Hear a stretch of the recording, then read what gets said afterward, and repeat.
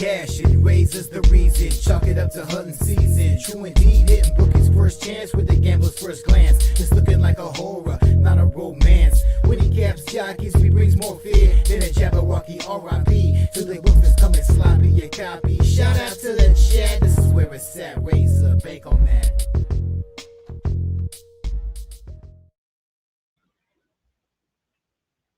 All right, good morning. Saturday, February 7th. Already in the second month of the year. I am back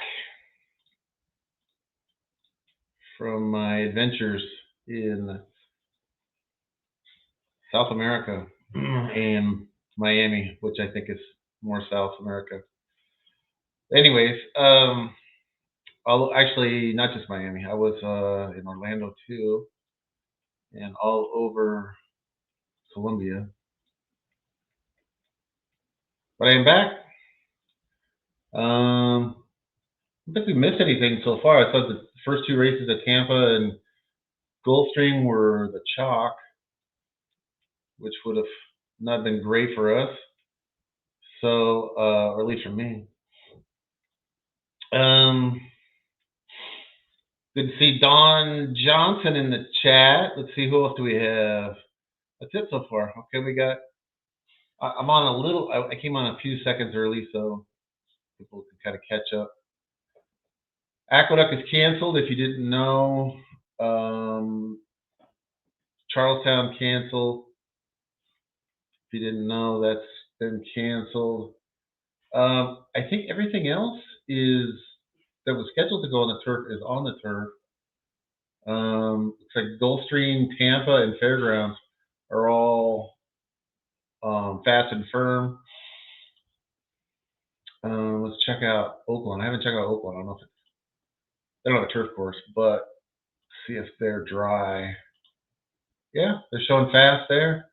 Looks sunny there, actually, a little breezy. I know the East Coast was supposed to be very windy today. So we'll see. That probably was the reason why Aqueduct canceled. I don't think they got any new snow. They did have high winds. All right. I got to play a little bit of catch up here. They don't release the scratches at Oaklawn until kind of late. So I had to wait for that to run my stuff.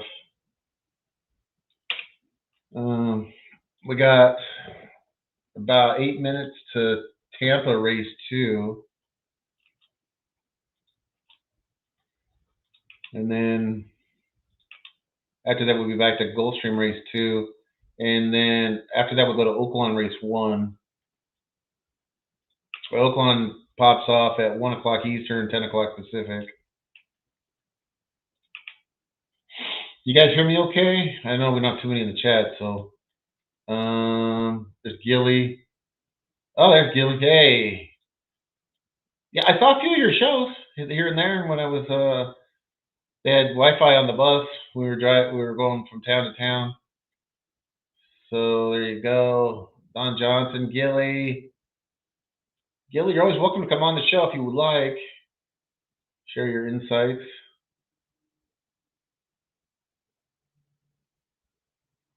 Okay.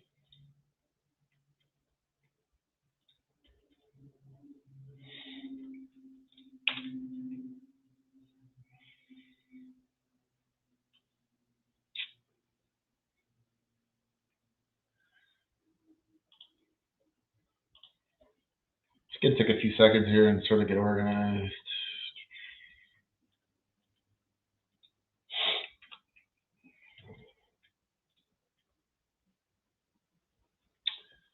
Move my camera a little bit. A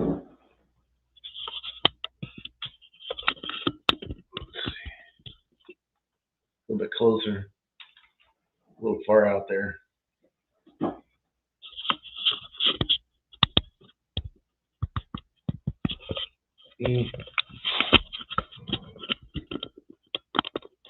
Tighten it up.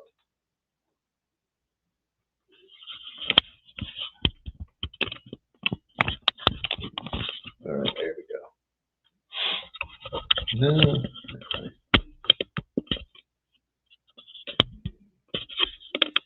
Turn the whole thing here. I won't talk too much about the Super Bowl. I haven't made a bet or anything. Some people have texted me with their bets.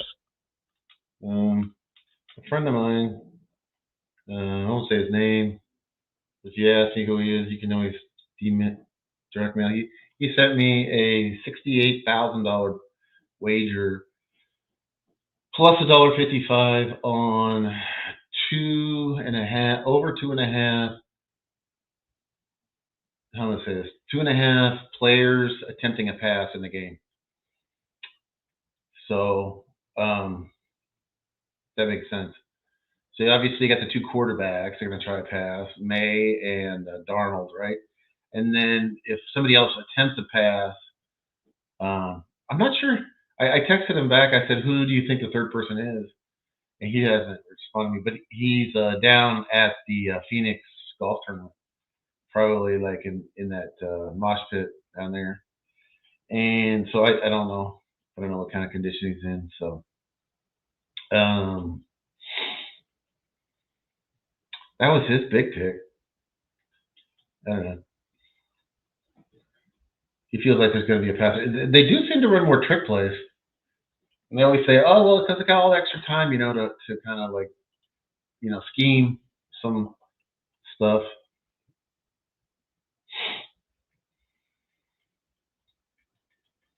The tournament? Oh, I did okay. I did not get into the top 10 though. I did make money, so that was good. I hit a super, which isn't part of the tournament, unfortunately. They have exactas and trifectas, and then I played the super in the last race, and I hit that, so that was good with Skippy. I really liked Skippy in that race.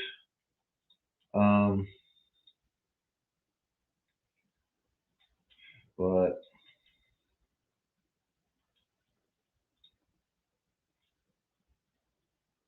and then I got a chance to talk to Tyler Gaffleone after the race.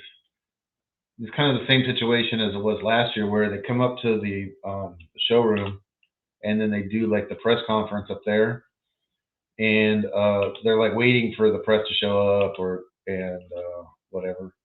And so they're waiting there, and so there's opportunity. They're just standing around or sitting around. People can just come up and ask them questions, and I do. I did the same thing with IRAD the year before with White Barrio, and then I asked a couple questions of Safi, and I could congratulate him. It's a pretty big deal. It's probably the biggest race. I mean, that or the Florida Derby at Gulfstream for the year. So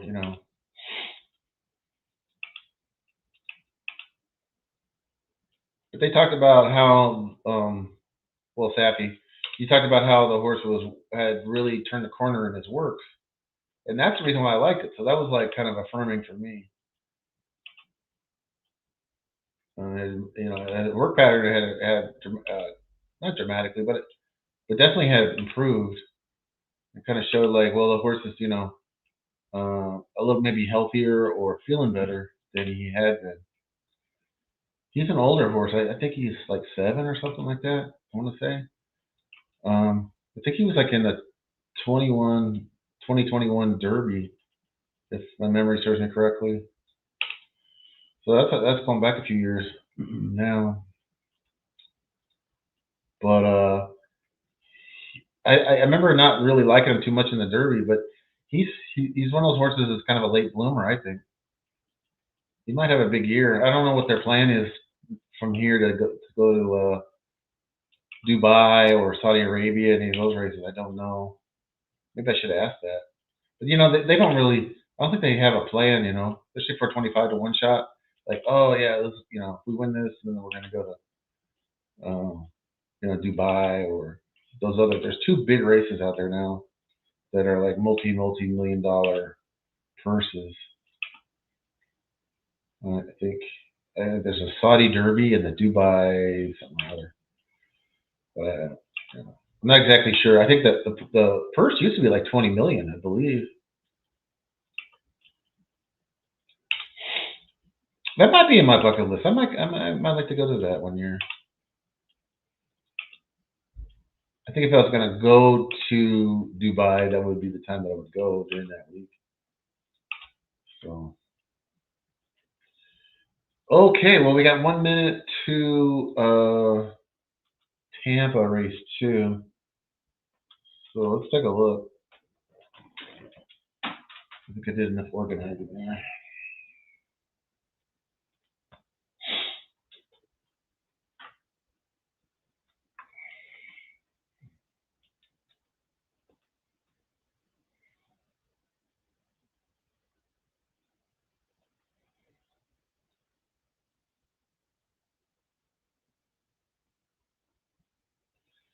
As always, go ahead and post your picks in the chat. I will do my best and try to highlight them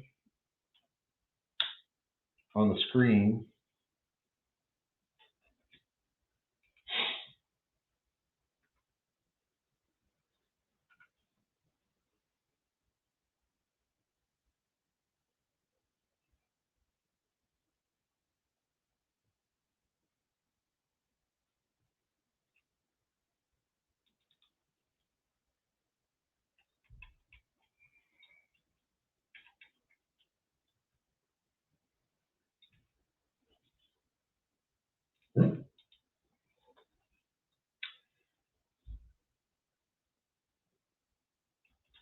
Let's see.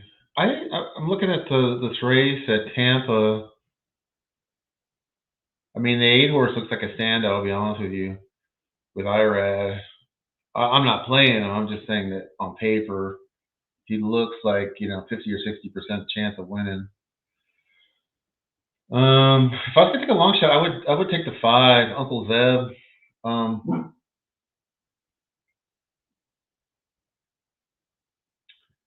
I mean, he's working good. He's got nice pedigree. I could see some positives there, and you're getting a giant price at 57 to 1 right now. Uncle Zeb.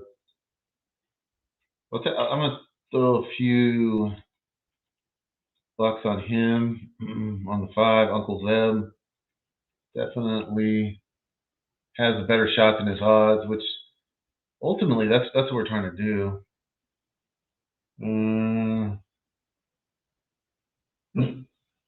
Am I in the wrong race? No, I'm in the right race. 5. Yeah, he's got the top pedigree in the race. He's a FTS. I was actually on the wrong race on one thing. Let's see here. The other one maybe to look at would be the 6, Neo Star. He's got some speed, which I think makes him a little dangerous here. This is clearly a speed favoring track. I mean, that doesn't really need to be said, but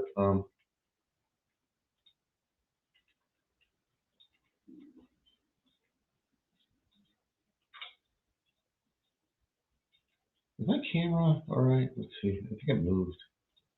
Is my camera? Oh, my camera did move.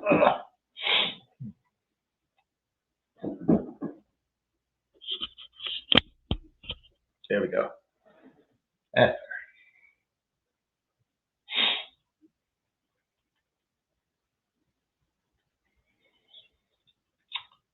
T Mitch is in the chat. Welcome.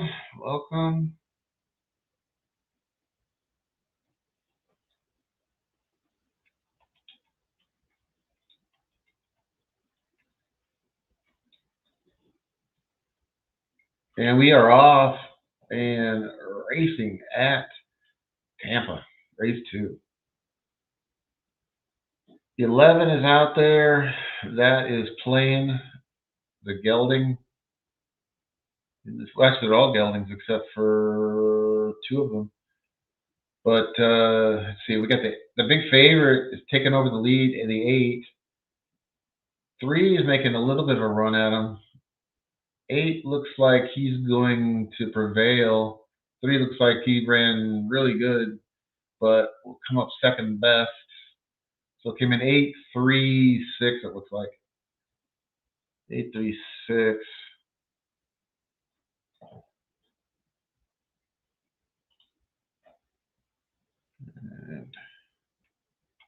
So it's kind of chalked out.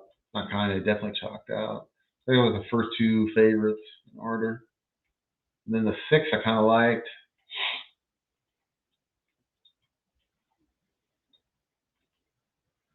Okay.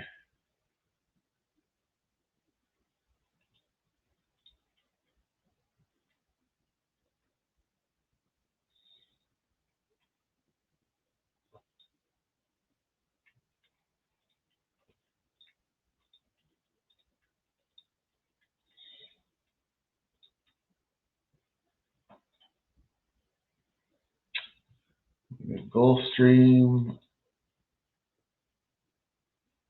Race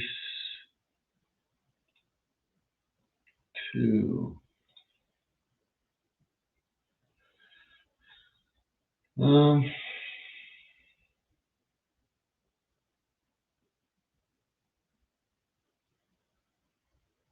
mean, the 7 looks like obviously the most likeliest winner here. Bless America. I see Rod Nicoletti's on it. Oh, that's not good. It is bad luck. All right. So, anyways, so the 7 would be my play if I was gonna play it. I don't know. I'm just not excited about that short price. It's 5-2 right now, which I would probably take if you could like get that, locked in. But I think he drops down probably down to 6-5 or somewhere in that neighborhood.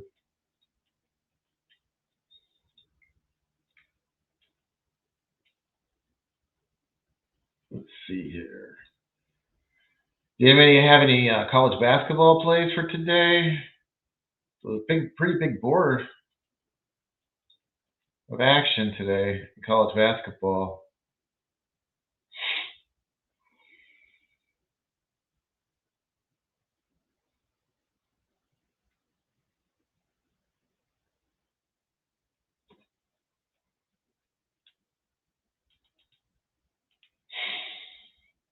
Let's see.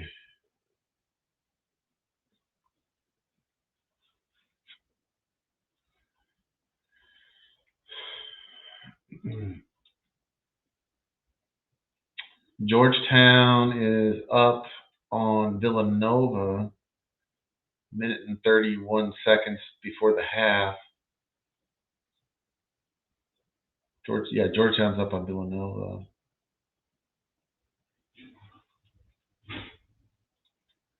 Georgetown might be a little better than people think this year. I know they weren't picked to win much.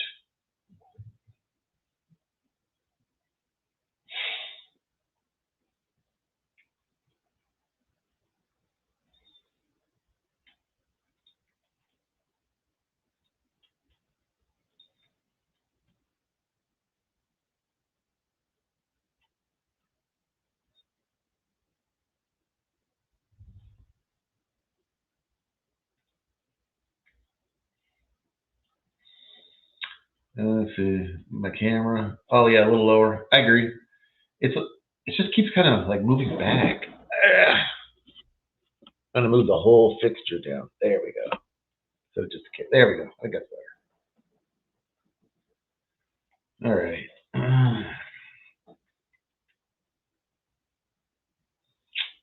Don't light a match and gas is out. Oh, that's not nice.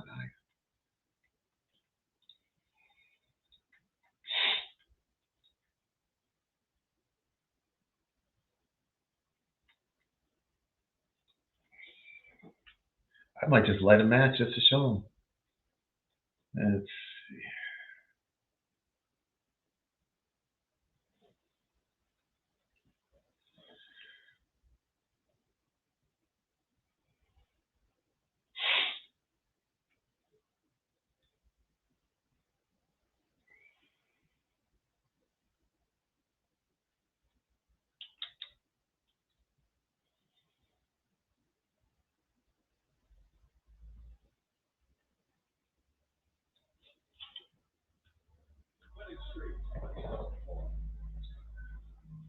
All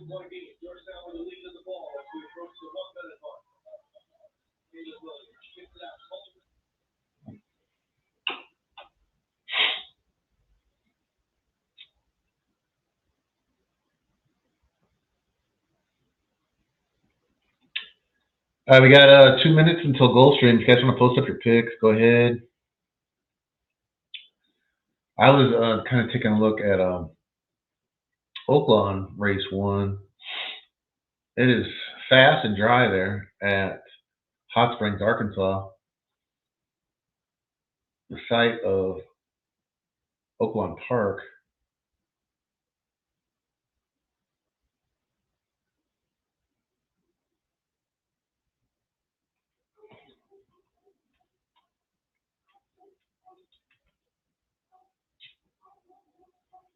Let's see. The horse I'm kind of looking at here is I like this Drew Victory at Oaklawn.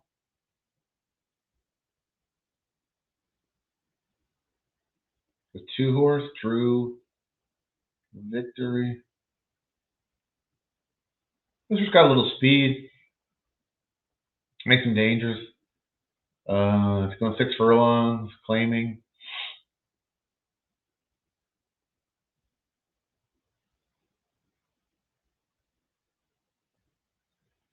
Big price. He's at 32 to 1. I think he's a little better than that. The obvious pick was a 4, Suncroft. I think he's deserved favorite. He's got speed also. 5. It kind of is a shorter price than the 4, and I like the 4 better.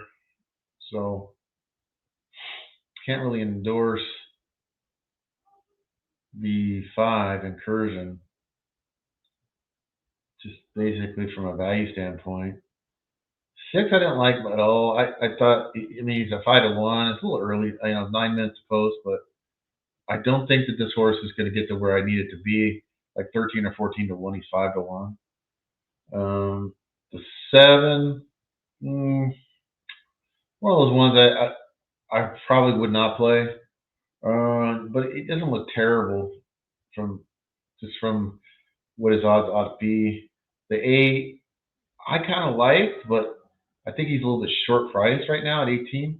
If he gets up into like closer to 30, then I would definitely take a look at Cersei, the 8. The 9, I didn't really care for. So the 2 horses I would look for right now is the 2 and the 4. Those look like bets to me. We'll keep an eye on the 8. But as I said in other shows, that first race, you don't.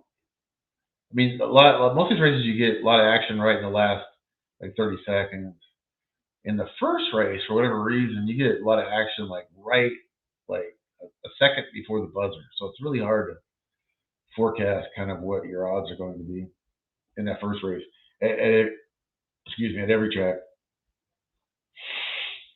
All right, let's go back to Gulfstream. We can call this one. It looks like they are loading at Gulfstream race 2.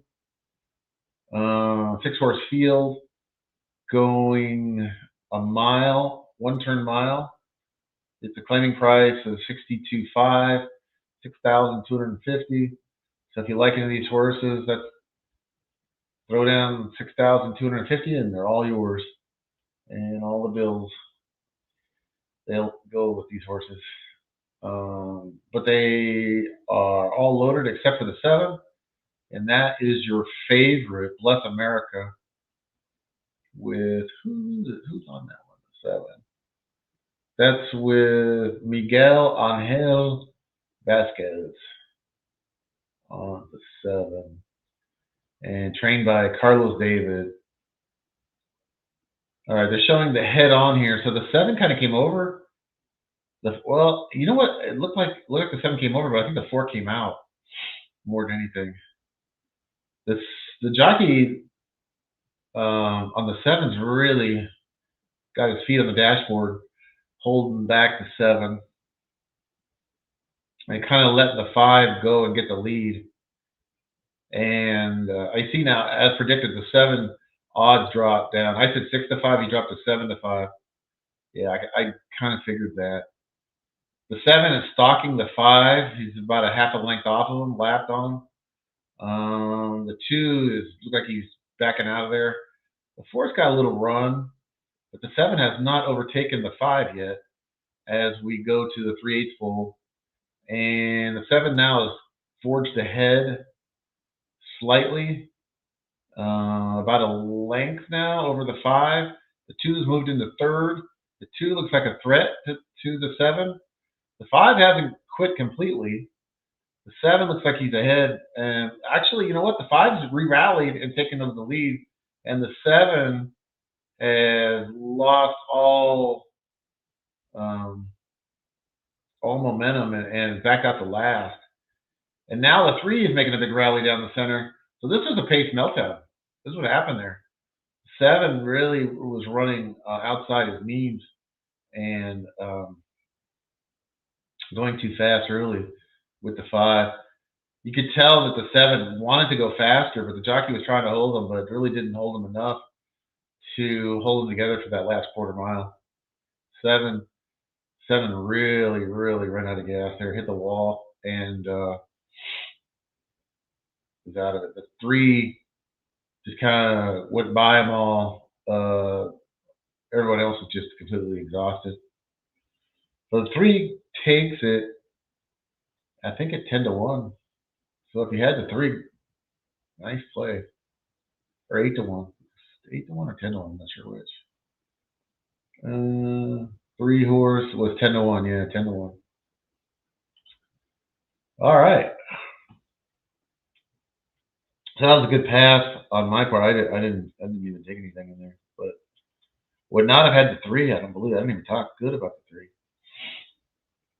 All right, so we got 4 minutes to Oaklawn's opener, and I had mentioned that I did like the 2, and I did like the 4. I still do. Those are the 2 horses I like. The 2's a big prize. True Victory.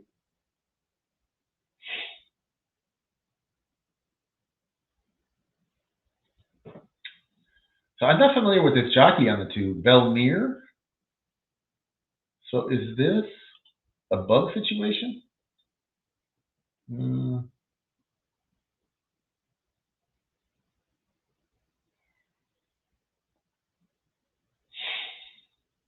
The 3, let's see here. Where's the jockey's information? I'm on the wrong screen, I think. Oh, yeah, I see that. All right. So, the 2 horse. Okay, so Joseph C. Belmere. No, it doesn't look like he's getting weight off. He's 118 pounds, which looks to be like the same as everybody else. So, not a weight off situation. I'm just not familiar with this jockey. If anybody knows anything, I guess he's not. I guess he's been riding. He's got 248 mounts. I see that now. And 216 of them in the last 365 days. He's a 9% winner. For $2 average bet, he returns $1.26. So he's not really bringing in long shots either. So when he's on short prices, he's been doing good. So the jockey's not a plus here, I don't think. But then again, you're getting 37-1, which is very, very enticing, honestly. I had this. Let's see. What does Equinage say from an odd standpoint? Let's go over there. Well, they got him at 20-1. That's not too far off, because I said I thought the horses should be around 18.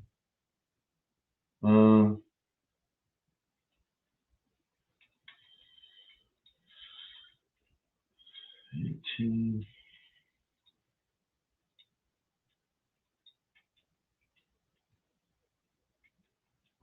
Yeah. So almost getting like double what I expected to get on the horse.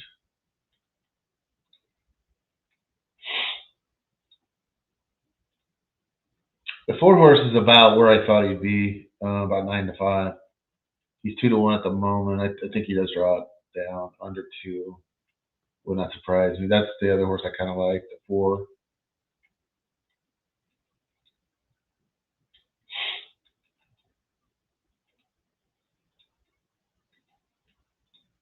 Well, you guys, obviously, go ahead and post up your picks. You can take my advice or fade me. I don't. Oh, Gilly. Nice. Boom. John Egan's got his play. They got parlay. Oh, parlay. East Carolina, Illinois. I'll post it up here. Tennessee and St. Louis. Yes. Those are a lot of teams that have outperformed their. What's up, Dylan?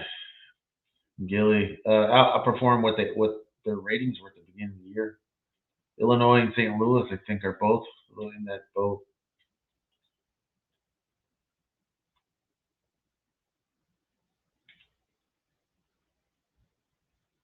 St. Louis is probably one of the, like them in Miami, Ohio, are kind of like the better mid majors. I think, well, I think most people would say they even could make the tournament without winning their league. They're saying, the experts, right?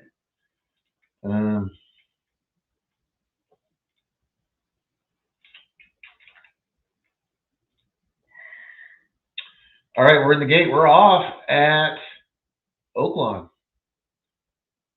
Broke pretty much okay, except for the one. I think the one kind of hopped at the gate.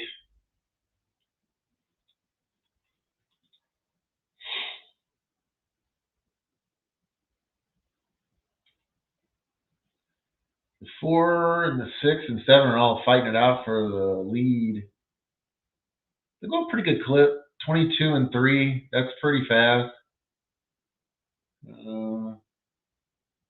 4, which I thought should have been the favorite, to taking over the lead, going into the far turn. Got about a length lead over the 6. The 2 is not running well. I took a shot on him. I just thought he was a little bit better than what his odds were. 7 now is taking over the lead. That's the 7, Glass of Jameson. But this is not over in the slightest. The 1, after the crappy start, is making a big run and is going to win. The 1, Frack Baby, is going to win actually fairly easily at 6 to 1. Is that right? That's what I got. 6 to 1, yeah. So by far the best horse in that field, because hopped out the gate, and kind of got left, lost about 2 or 3 lengths, but still won pretty easily.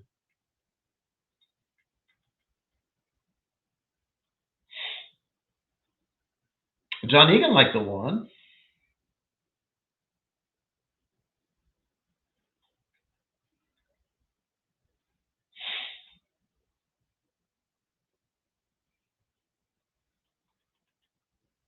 It's a good call for John.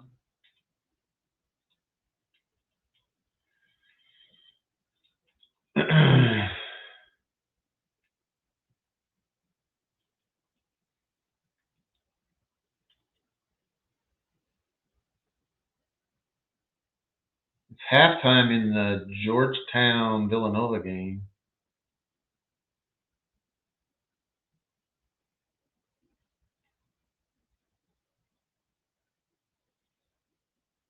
Uh, 40 to 37 Georgetown.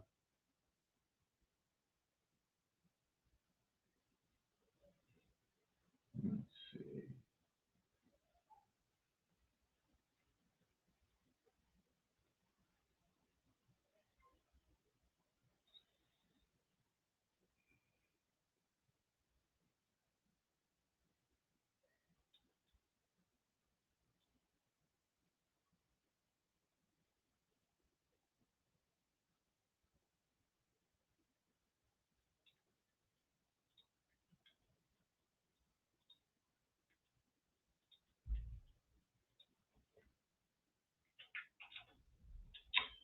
Put in a few college basketball bets here.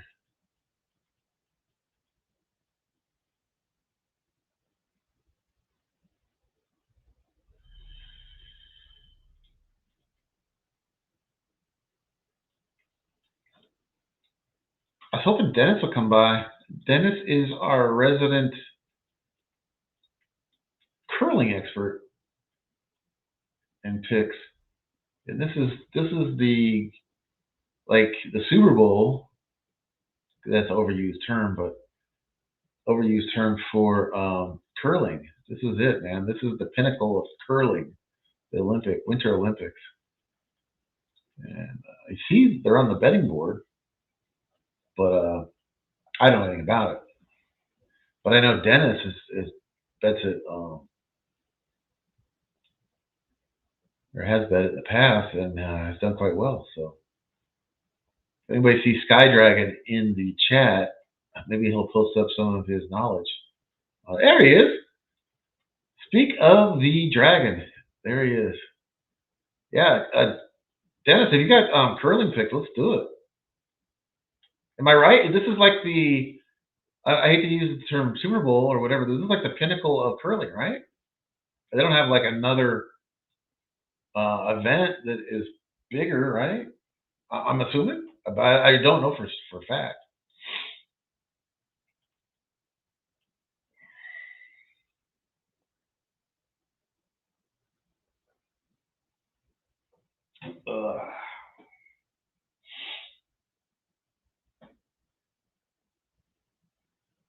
All right, well, let's look at Tampa real quick.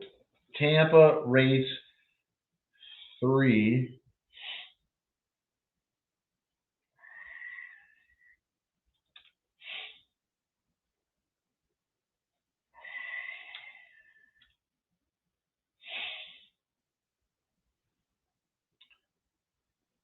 Yes, especially for the betting board. Yeah, they're just I would assume that too. Like there's more places that offer wagering on it. I think like Pinnacle has it on there. Like whenever they have events, I don't know what their schedule is really, but I do see it listed on when I go to Pinnacle.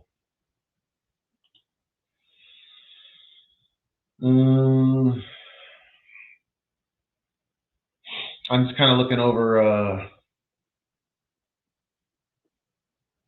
Tampa here. I sort of like the one here for sure, Soulmate. Like the one Soulmate for sure. I kind of like the 5 Drama Chorus a little bit. Not as much as the 1. I think the 1 is going to be up around 8 or 9 to 1. I think that's going to be a beautiful price. That guy.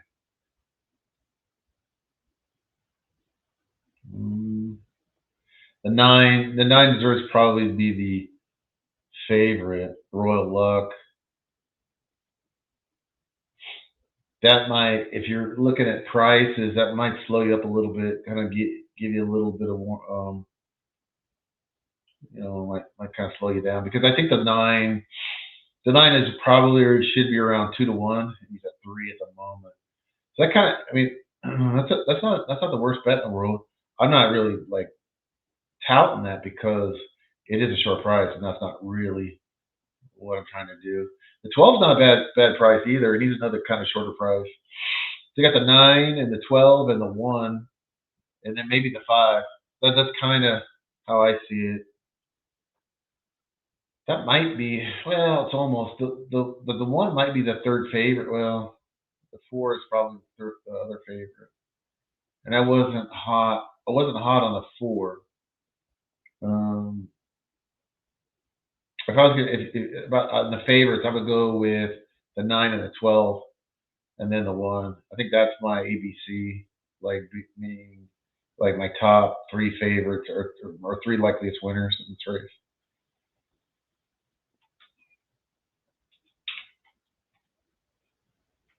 I think if you wanted to play the 1, like key him around some stuff, I think that might not be the worst idea in the world. My video's froze. Okay, now we're back.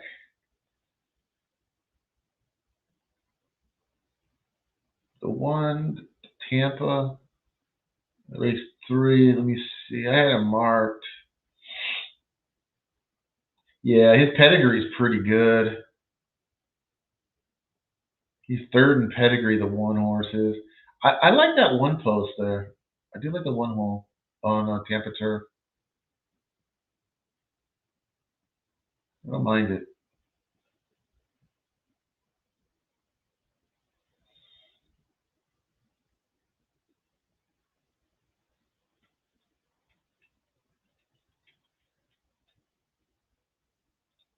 All right. Oh, here we go. We got the. Dan's going to share some knowledge with us. Okay, so England and Canada, the 2 best teams. Okay. All right. Yes. I feel like there's a European team in there that's really good too, right? Well, England is European, but I meant like Belgium or something like that, maybe one of those smaller countries. I don't think it was France.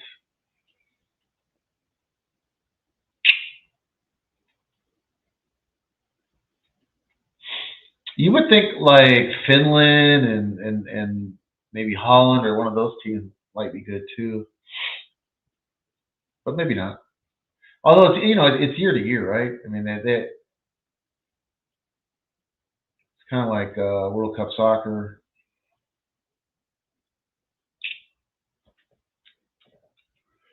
Like I saw Germany is not even in the top like 6 favorites, which just blows my mind. Because for the longest time they were like the powerhouse of world soccer, but now I looked at the World Cup odds and they're not even in the top like 5 favorites. I mean, they're not terrible. I mean, obviously better than the United States and like whatever. But I know we suck. We're not good at soccer.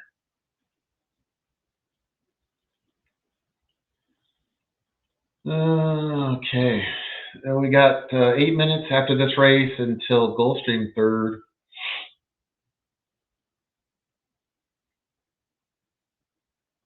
The one broke terrible.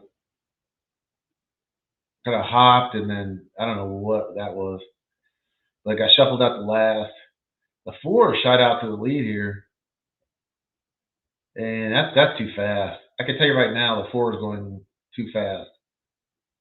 You've either got to slow it down or it'll just be done in the backstretch. You got it out of the gate fast. I guess that's what they were trying to do, but you can't sustain that pace. No way. Let's see. Oh, Estonia. Okay. All right. Yeah, it's no longer a thing. Yeah.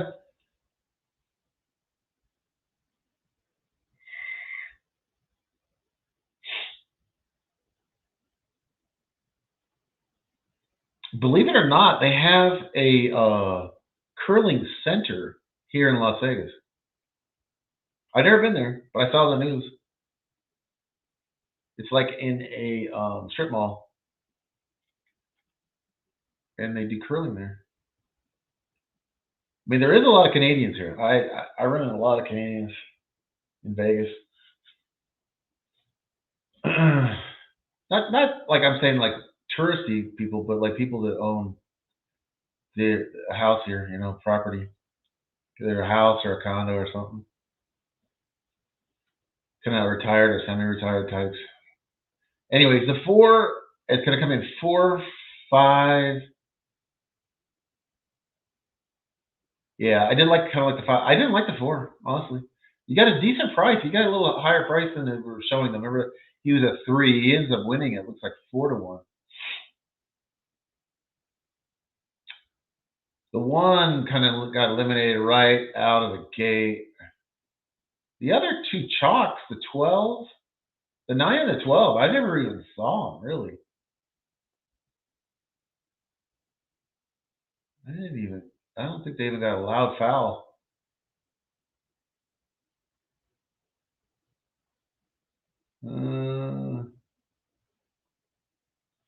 But honestly, I am jonesing for baseball already. I am ready for baseball to start up again. Not that I don't think my team's going to do any good, but I don't know. I just like the daily baseball.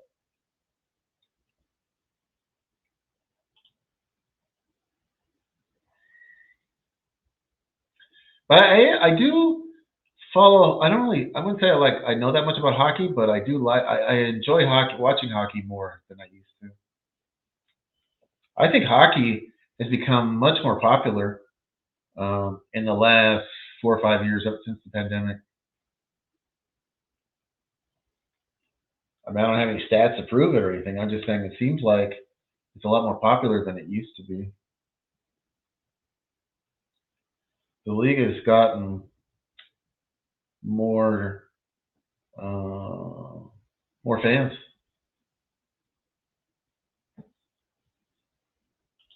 Than they did before. All right. Anyways, Gulfstream Race 3. Let's take a look at it.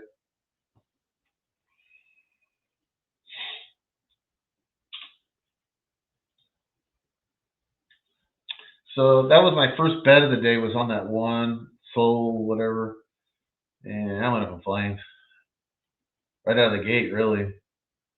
I like the 2 a little bit here. I'll talk about Gulfstream. Let's look at Gulfstream Race 3.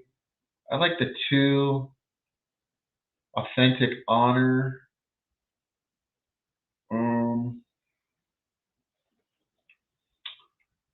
I'll put him aside. I'm gonna put him aside and then figure out how to bet him. The 5 I do like also. I'm gonna definitely have him in my action. We'll come back to him. I like the 6 also. And the 7. I think I might like the 7 the best, just from a value standpoint. So let's go 7, 6, 2, 5, and that'll be in order. 7, 6, 2, 5 at Gulfstream Race 3.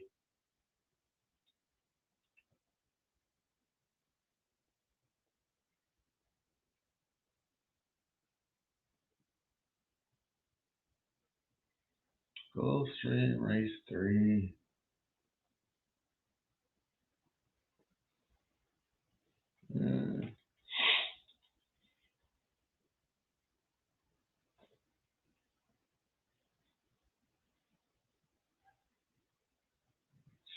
Gulfstream.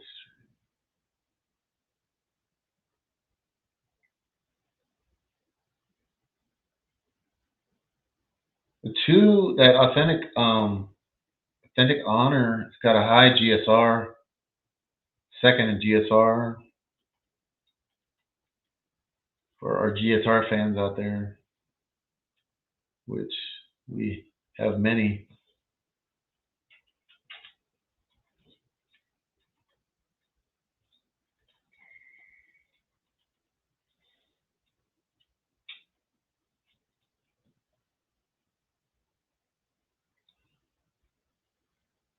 The 5. The 5, I like the pedigree on the 5.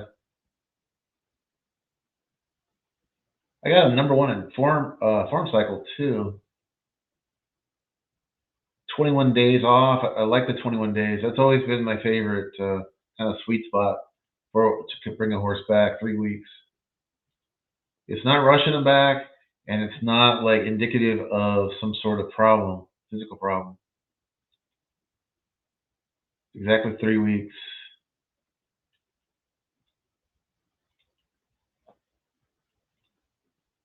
In that range of 18 days to 25 days.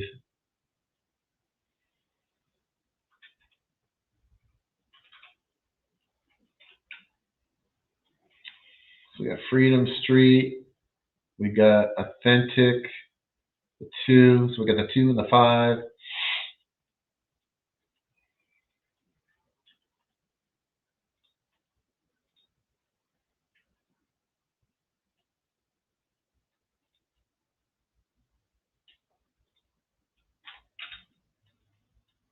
I think this is a decent betting race.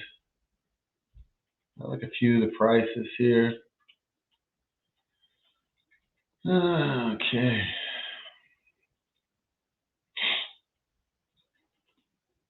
I think if I was going to key, though, I would key the 6 or the 7 to the 6 and 7 and then the 2 and 5, if that makes sense. If I get a chance, I'll post that bet up on the screen. Just double checking my work. Let's see, 6.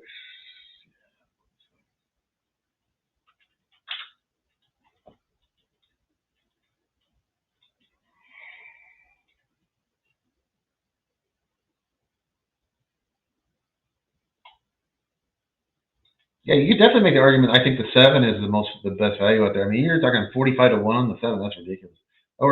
That horse has got speed. Well, he's got his work pattern is very good, and his pedigree is super strong for this field.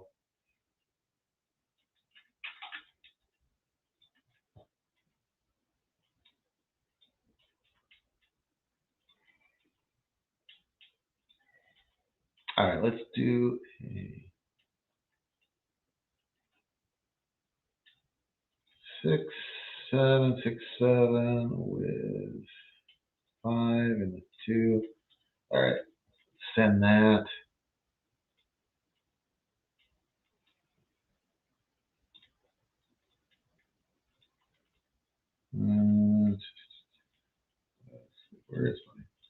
Where's my screen? There we go.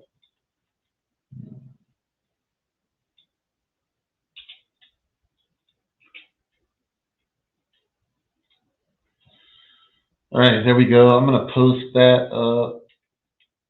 I did. Slow. All right, there we go.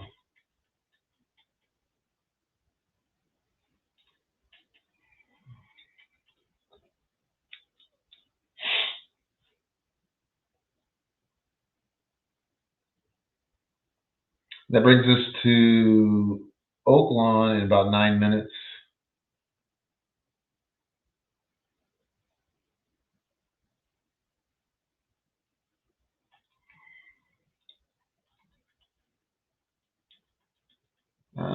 Omar Costa is on the 5, evidently. I like him.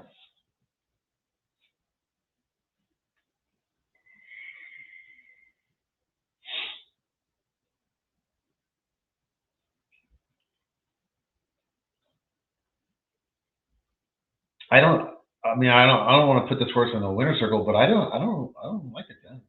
Honestly, I didn't like the 10, especially at that price. That seems crazy to me. 9 to 5 seems crazy to me. That's just my opinion.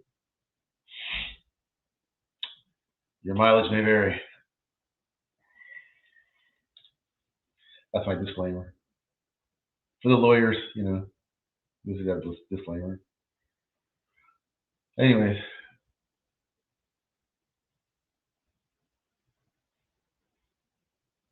If Gilly's still in the chat, Gilly, are you coming out for NHC, right? Because I will be there, even if I haven't qualified yet, but I will be there at least for that Thursday contest, trying to qualify. I'll be trying to qualify anyways. Even if I have one, I'll try to get another one on that last day. And we can meet up. And anyone else, actually, it's open to the public. If people don't know that, they open up the whole big old ballroom for everyone to try to qualify. Even if you just come in there and play, really. Everyone will get, whoa, the 10 came over. Fouled the shit out of the 1. All right, they're racing at Gulfstream. Ooh, here comes the 5. Go get him, 5. 5 is in second, moving up alongside the 10. The 8 is running in third. The 10 is still out there on the lead. Come on, somebody come get this 10. Jesus Christ. Come on, 5. Get by him. Get 5, and the 1 is running a little bit. The 2 is now finally run in the 4th, but the 10 repelled the 5, and the 10's going to win. See, I didn't like the 10. I mean, the 10, I don't know, just seemed like a bad bet to me for what you were trying to, for the price. But sometimes you're wrong.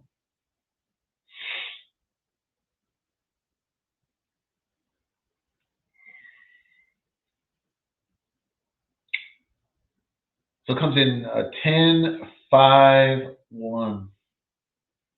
It did look like the 5 was going to go by the 10. It never did. Never did. Yeah, I agree. That's exactly right. I thought he was overbet.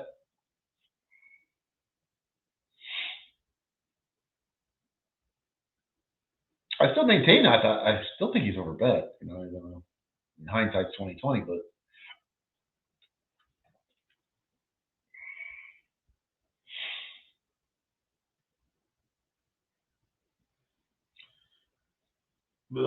just because they're overbet doesn't mean they can't win. I'm just saying that I'm not trying to buy gas at $10 a gallon either, though.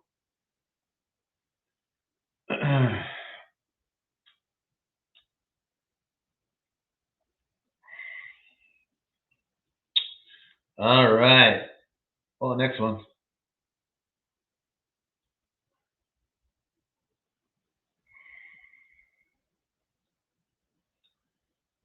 Yeah, 5 ran great.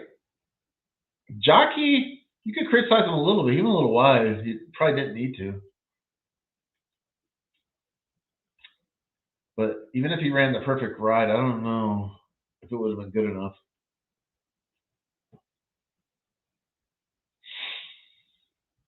All right, so we are on Oaklawn race 2. Let's take a look. We got 5 minutes, so we got time to break it down. Let's go. Get on over there.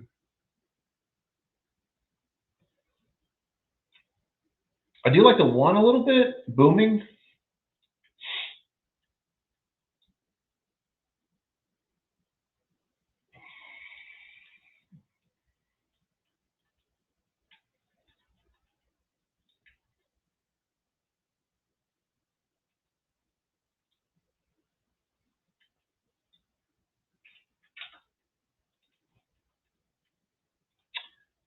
All right, I like the 1.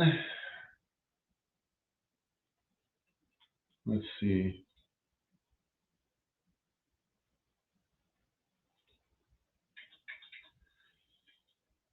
Oh, we got an inquiry. Oh, how sweet would that be if they take the 10 down? I didn't see anything, honestly. Well, now I do. I don't know. Cause you guys, I haven't seen the head on. Anyways, I'll keep breaking down Oaklawn here.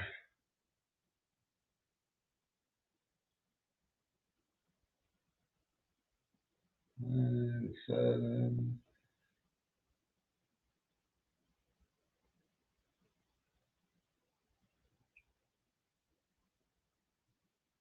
Here's another one. The 6, I think, is way overbet. Take it with a grain of sand, I guess, because that 9 or the 10 showed us the last one. But I don't see 7 to 5 at all.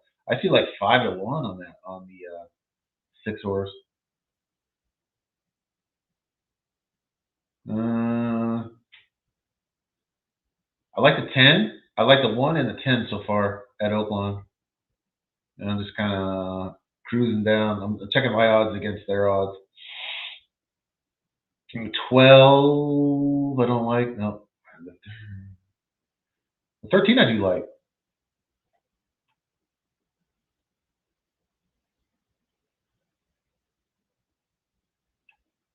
Interesting. I do like the 1 and the 13. Those are the 2 prize horses that I sort of like.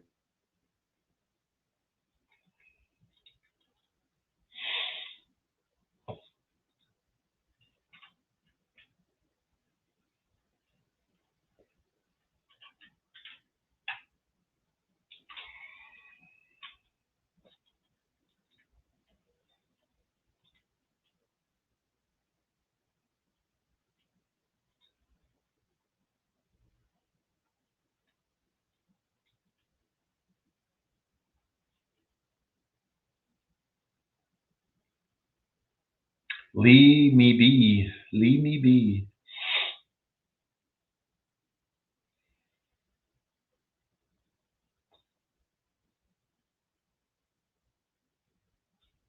I like that one. Well, they're taking some time on this inquiry. Ooh, yeah, he kind of came over. I don't know who. That was the one horse he fell? And the one horse ended up kind of coming back a little bit, right? In that race? It's not like he just completely backed out. He ran third.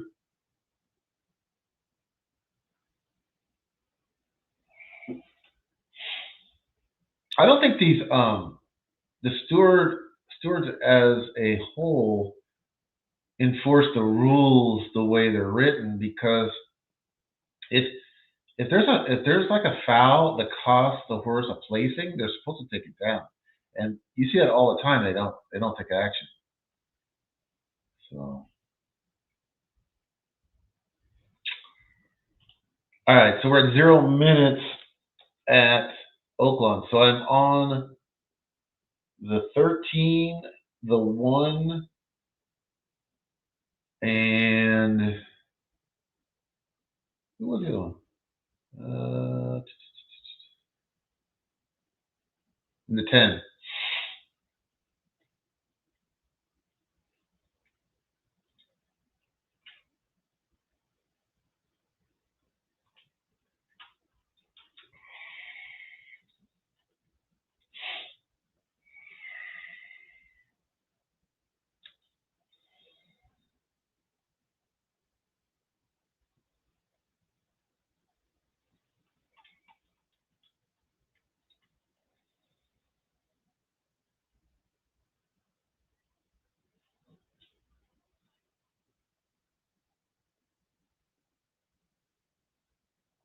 Oh, I know what I was going to do. I was doing something and I got distracted. I get my bed in here.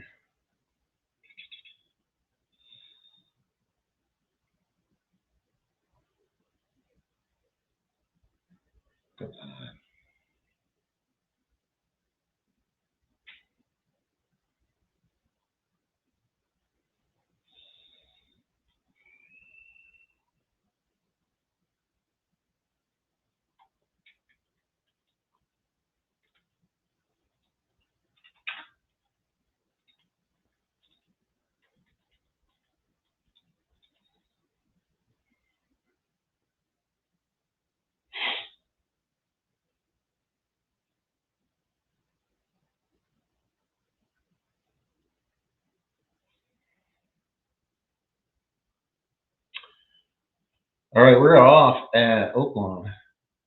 This looks like a wide open race.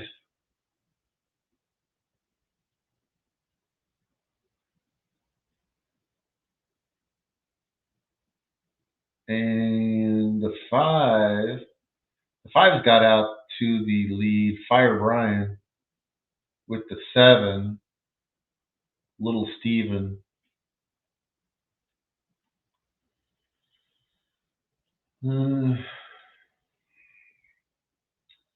Yeah, the 5 and 7 are going pretty fast. And then it's like a 5 length gap back to third, which is the 4, 6, and 9 all kind of there. The 5 and 7 are fighting it out. A little firefight on the front end, I believe. They're probably going to run themselves out. They're both big long shots. The 7 is 44 to 1. The 5 is 65 to 1. Now here comes the 6. The one I didn't like, I thought was overbet. They're moving into third.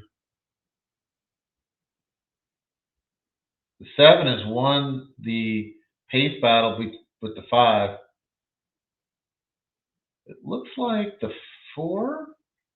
The 4 is taken over second and is the main danger to the 7. 7 is sputtering, is out of gas. It still holds the lead. The 4 is not really gaining enough, so this is going to come in 7-4. So Little Steven is your winner at big price. at 44 to 1. Ugh. Let's see. I feel like I was looking at that horse though. Let's see. Oaklawn. There's 2.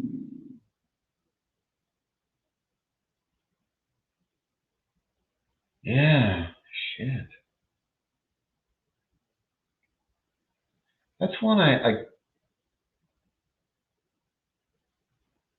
didn't hate.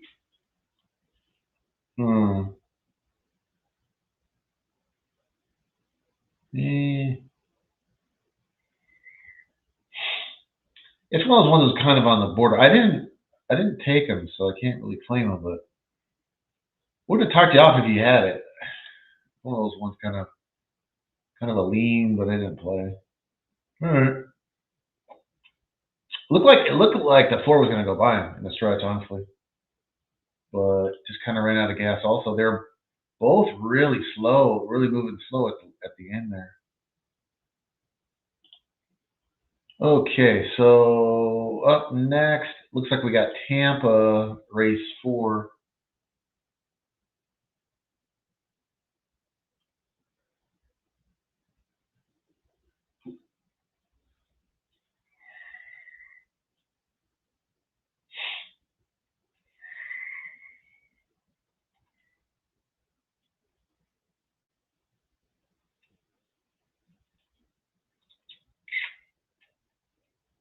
That'd have been a nice one to have, 44 to 1. That's kind of what we're looking for, but did not have it.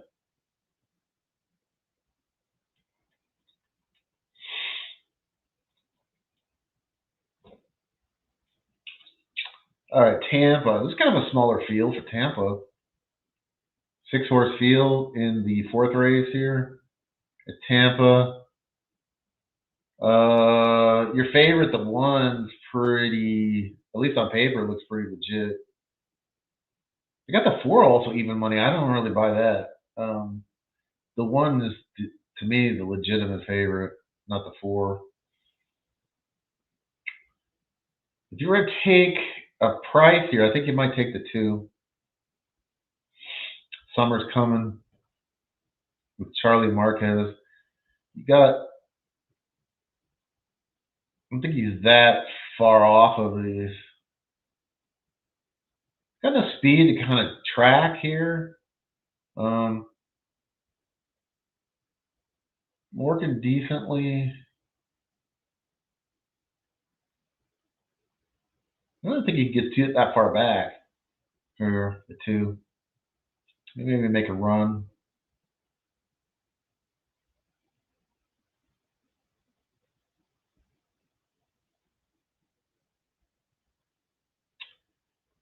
Maybe like a 1-2 exacta, something like that, or maybe you stick the 2 to upset. I don't know. I'm not crazy about the race. I think the 1 is pretty legit. I'm a favorite, but then we got Fairgrounds in 6 minutes. I did take a look at Fairgrounds. We got a 3, 4, 5, 6, 7, 8. We got a 9-horse field to pop off the day at New Orleans Fairgrounds.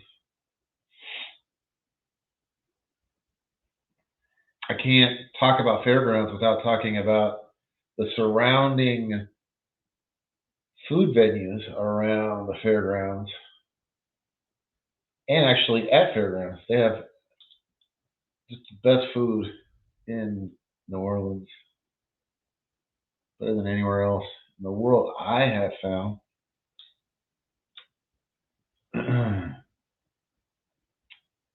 New Orleans is a very unique city.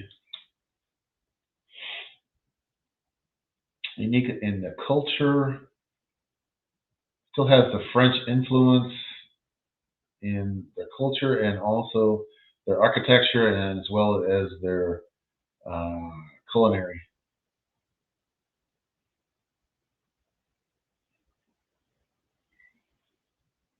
Let's see. Let's try to pick a winner here. Let's see if we can find some value here at the first race in New Orleans, as you say. All right, so I do like the 8,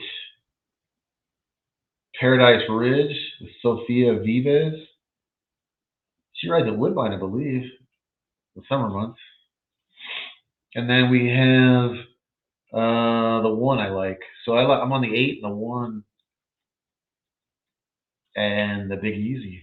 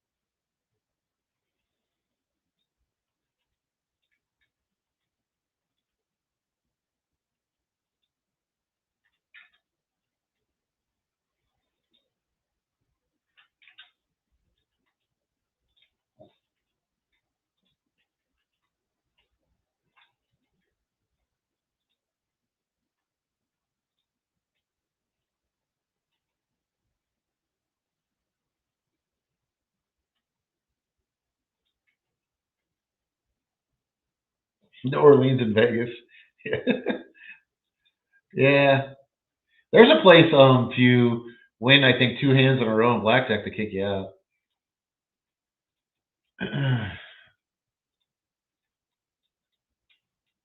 I've seen quite a few people get backed off there. Really wish that cold weather would have came yesterday in New York. What a BC I took. Okay. You know, I looked at Aqueduct yesterday, and I couldn't really come up with too much I liked. I guess that's why. It was,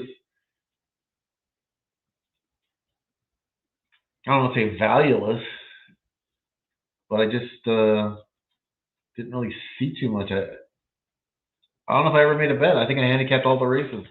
And I came up with one single bet.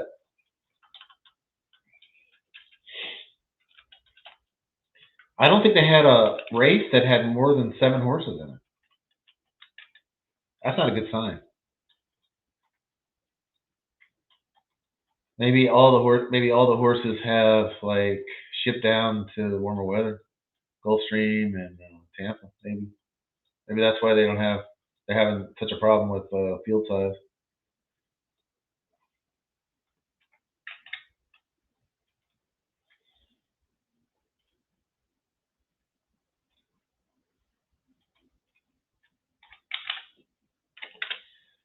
All right, we are off at Tampa.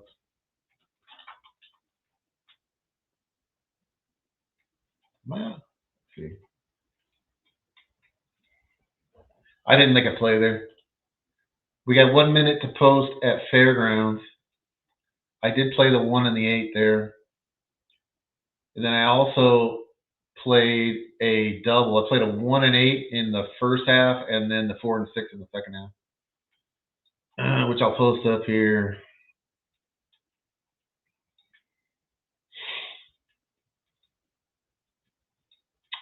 One and 8, and 4 and 6, and the 4 is probably going to be the big favorites, but we'll see.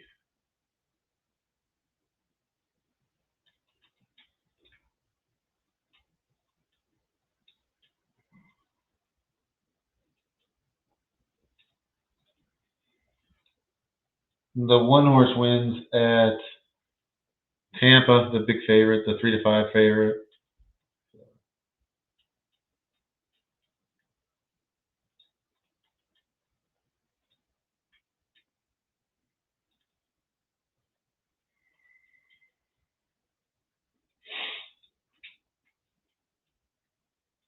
All right. posted up my doubles.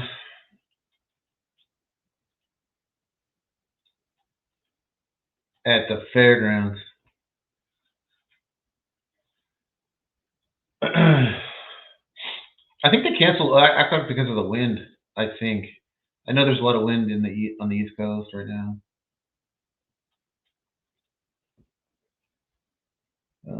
Okay, so we are loading at the fairgrounds.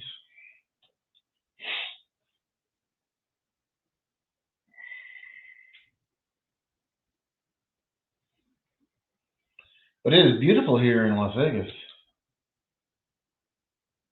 I think we're supposed to hit 70 today. Can't complain.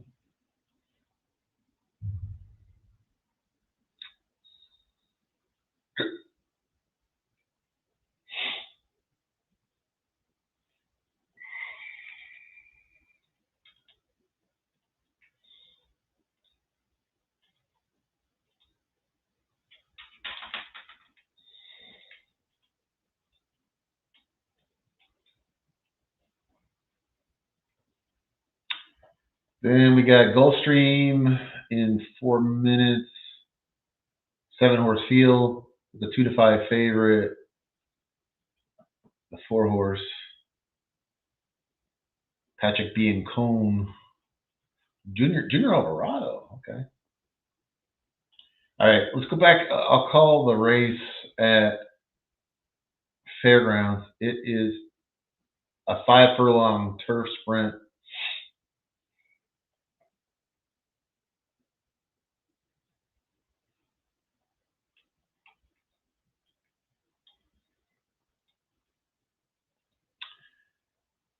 And we're off and running at Fairgrounds, race 1.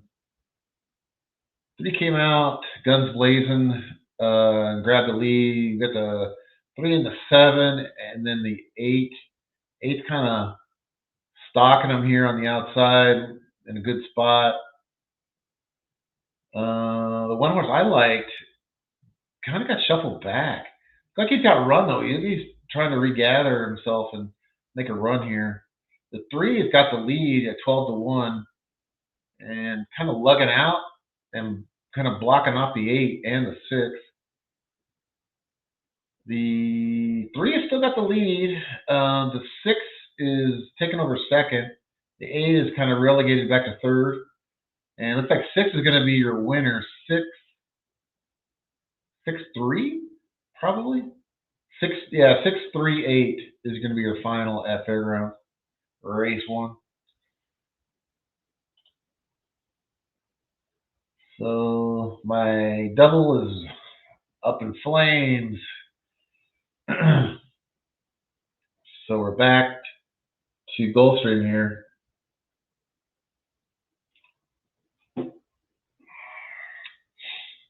I'm almost assuredly not going to play this race at Gulfstream race 4. I think I'll skip this one.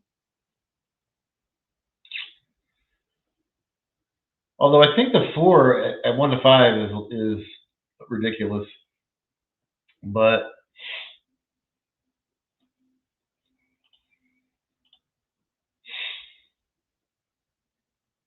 sometimes it's a good place to start is, calling out the favorite. I don't really see the 4 being that worth a 2-5 or 1-5, whatever it is.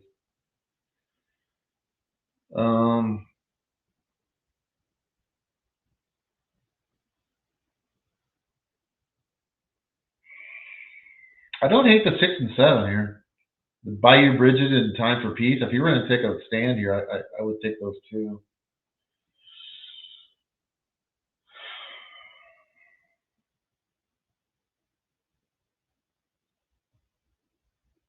Let's see.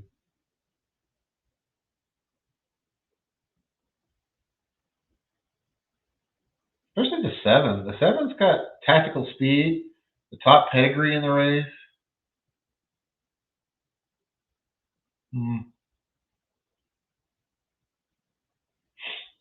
I don't think the 4 is a superstar like they're betting him. Laguna. If I take the 7 there, and then maybe the 6 a little bit. It's just kind of a token type bet. Anyways, I'll call the race because there's not that much going on until Oaklawn race 3. We have 12 minutes for that one.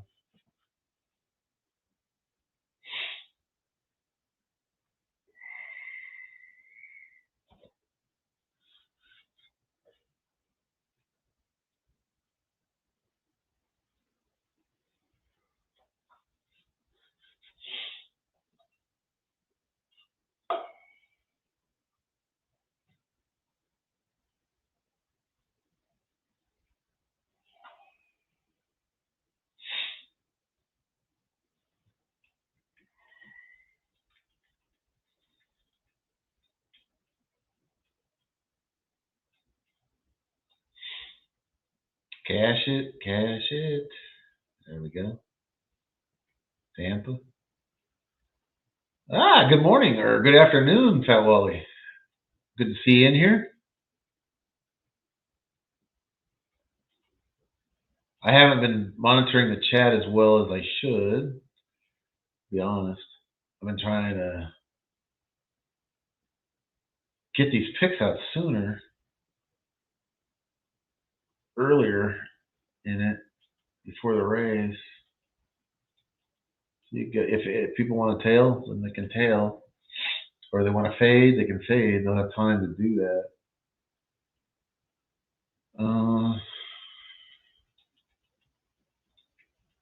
Let's see.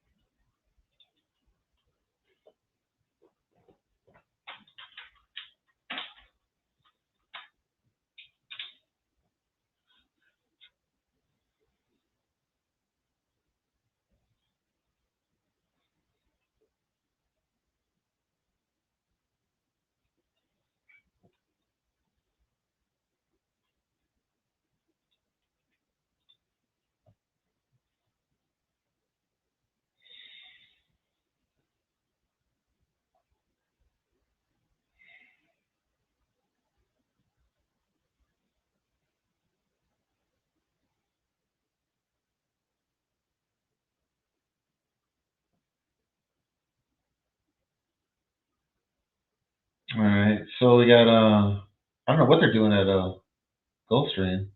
0 minutes. It's like they're in a delay pattern. I don't know why. They still got to cross over. Let's get them on over on the turf. Let's go.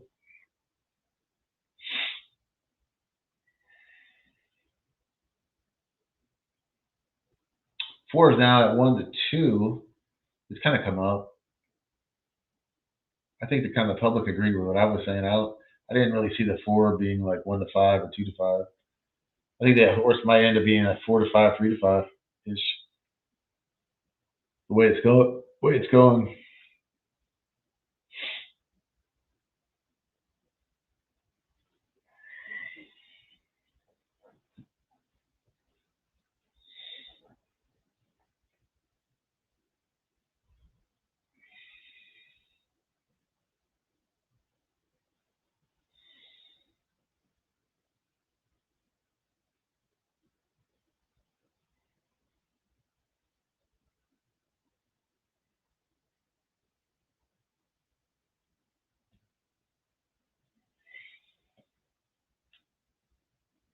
All right, looks like he's arrived at the gate. And he's going in.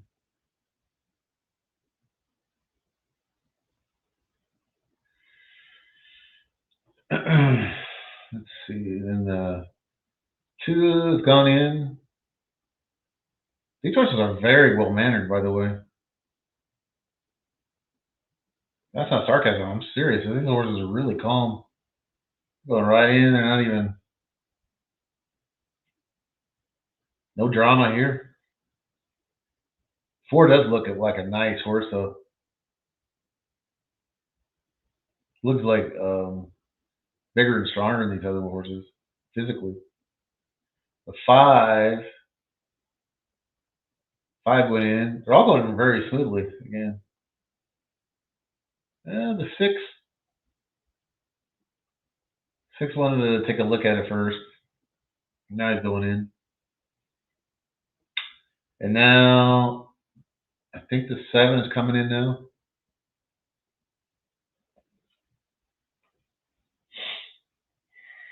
And they're off. Broke his 1. The 2 and the 1 are going out to the lead. The 4 is right there also.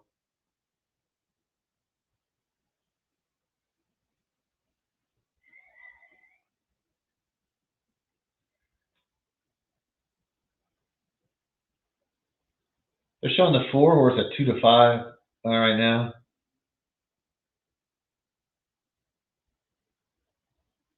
The 6 and 7 are in a good spot. That's pretty fast. Well, for a mile, it's not super fast, but it's moving along. 22 and 4, 22 and 3. For that first quarter, slowed it down in the second to 46 and 4. The 4 can't wait any longer. He is trying to do a breakaway here. Jockey on the 6 is scrubbing on him pretty good. They're starting to scrub on the 7 too. The 4 is opened up 4 or 5 lengths here pretty effortlessly. The 6 is holding second and trying to make a run. It's got a little momentum, but the 4's got more in the tank. The 6 is still running a nice race, a great race at 30-1 if you ask me, but that doesn't get you paid. I did like the 6. I like the 7. 4 ran up to the billing.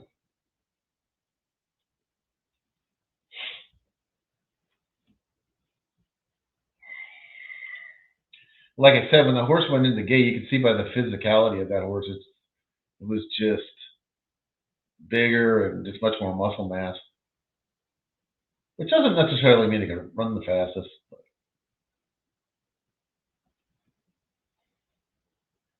All right, so let's get over to Oaklawn race 3.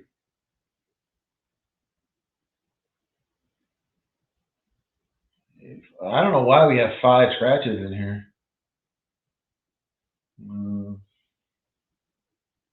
I don't know. Don't ask me. So it's like beautiful weather there in Hot Springs. We got 5 scratches. Would have been a great betting race. Now you got the 4 horse at 3-5.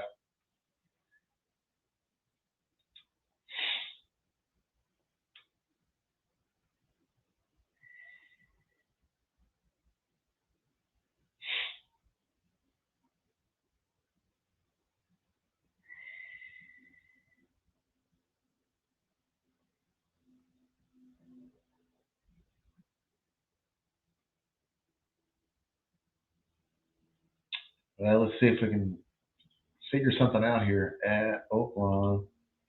Not the best betting race in the world. Let's see.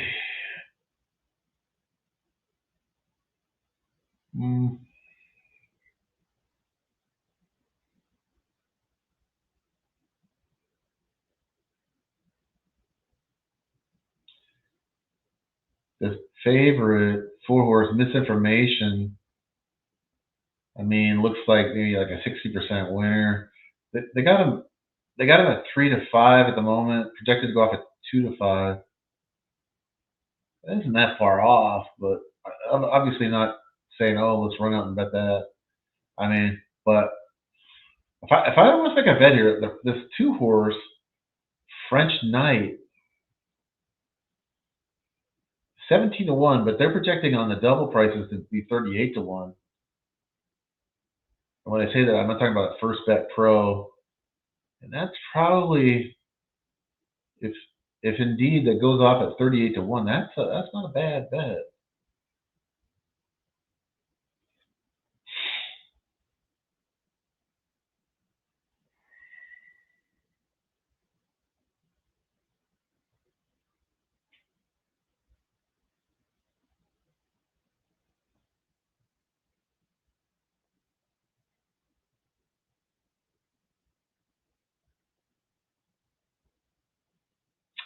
He's got two horse got a little bit of speed, stalking speed, kind of mid pack. You definitely make the argument he's going to improve today. I think if I was going to take a stand here, I'd take the 2, and I will. I'll throw a few bucks on. I don't think this 4 horse is unbeatable or anything like that.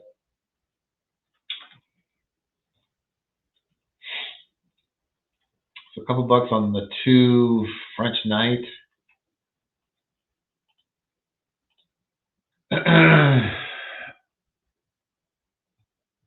Like I said, I don't think it's the best betting race in the world, but where there's value, there's value. I think there's a little value on the 2.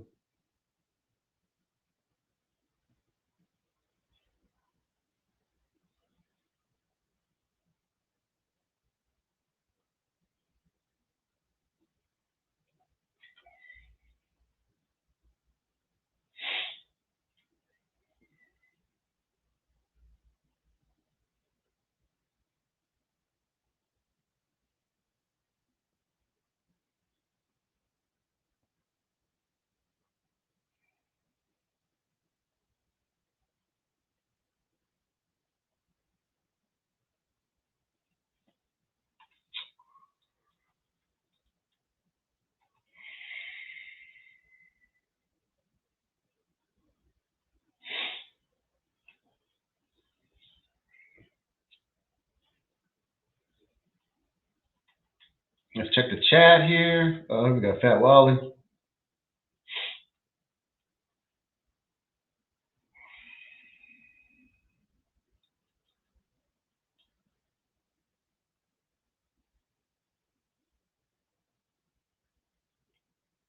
Oaklawn, he's on the 4-9-10. Oh, okay. 4-9-10.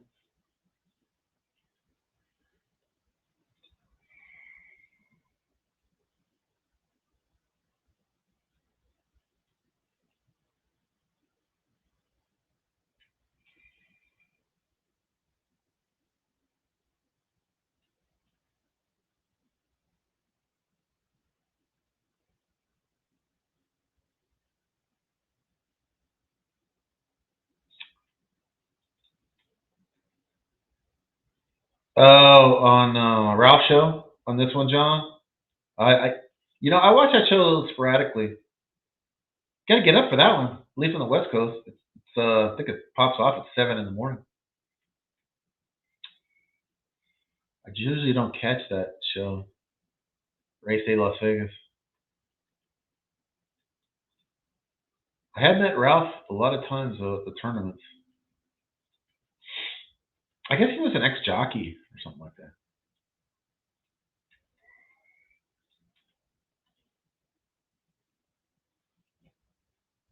I give him credit. He keeps that show going. Now it's like on YouTube. It used to just be on local radio for the longest time. And we are off at Oaklawn. We're off at Oaklawn. The 4 has got the lead, and that is a very reasonable pace there. The 2 wants to get up alongside the 4, but he's boxed behind, saving ground. I don't know. Can't really tell if there is space somewhere to get through. Evidently not. He's kind of like trying to crawl up the back of the 4. He's got run, and he got the trip. Now, does he have space here? It's going to open up for sure in the turn. He's got to kind of have to wait his turn here to get through. Here comes everybody else. It's really bunch field. Very bunch field. The 2, I think, is running out of gas, though. The 4 is going to get beat here, I believe. Looks like the 9's got him. And then here comes the 10. The 9 is coming over. Ooh, little bump in there. 9 came over on the 4. Ooh, that is close. I don't know who won. It was right between the 4 and the 9.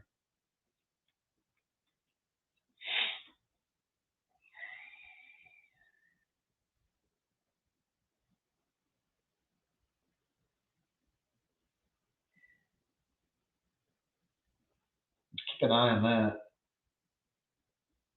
Probably going to be an inquiry, I would think. The 9 comes all the way across.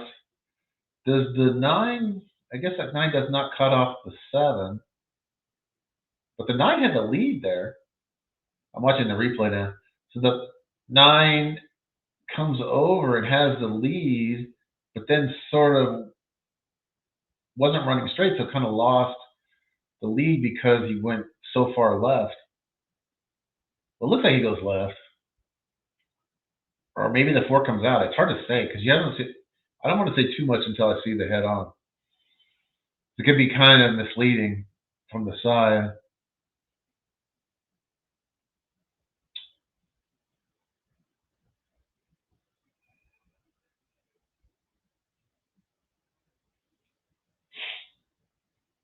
I think we've had an odds-on favorite either win or right there in the last like 3 or 4 races we've covered. And we got another odds-on favorite at Tampa coming up.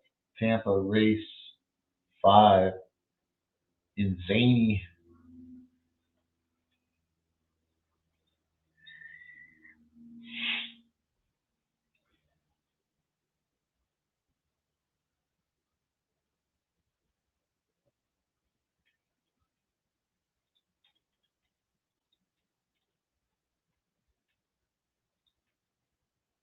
Zany. All right, they posted the 9, 4, 10, 5 at Oaklawn race 3. I'd be a little surprised if they don't take a look at this. They might probably already taken a look at it. They don't necessarily have to put up the inquiries on.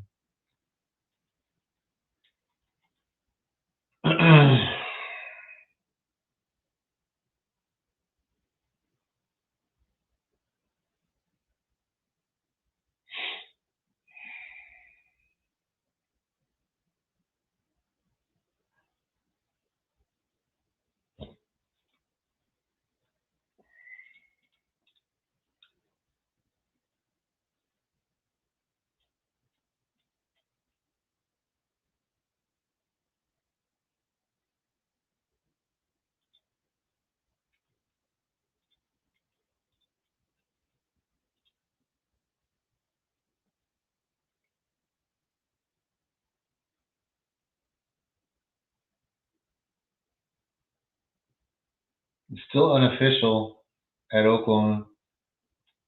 Again, it was 9, 4, 10, 5. That was your final order of finish.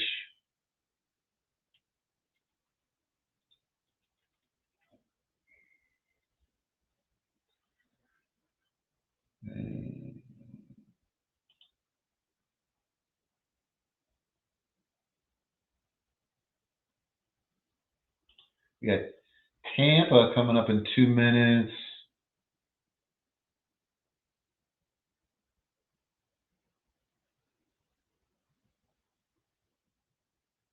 I kind of like the 4 here. Cadabra at Tampa. Cadabra's 26 to 1.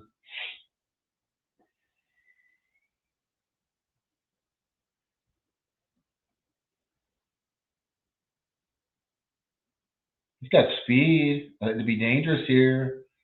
Working really good. Pedigree is second in the field. That deserves to be around like 10, 12 to 1. To 24 to 1. Projected to go off at 24 to 1 too. And Camacho's going to be aggressive. He's like one of the most aggressive riders, like on the pace. I mean, overly so a lot of times, honestly. But you're never going to say, "Oh, well, he waited too long" with Camacho. A very aggressive rider.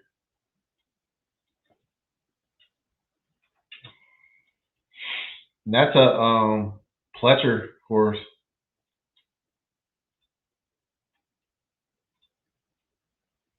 Leave out Pletcher, leave on a stretcher. I heard somebody say at the track. Well, actually in the OTB.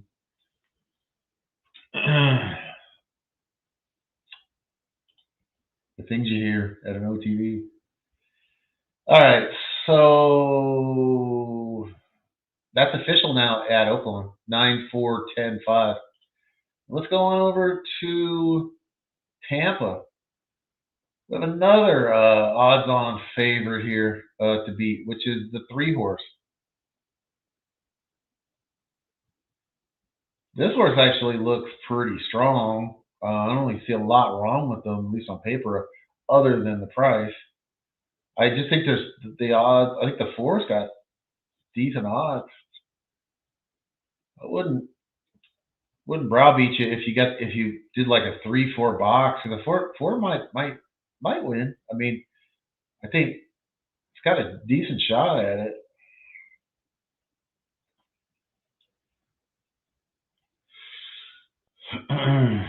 All right.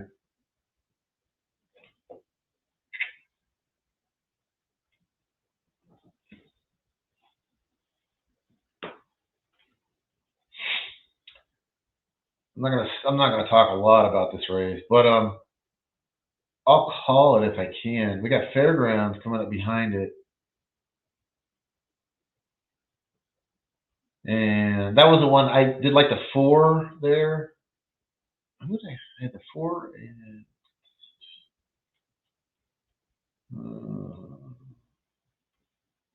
the second race, right? Yeah, second race. Okay. I had the 4 and the 6 here.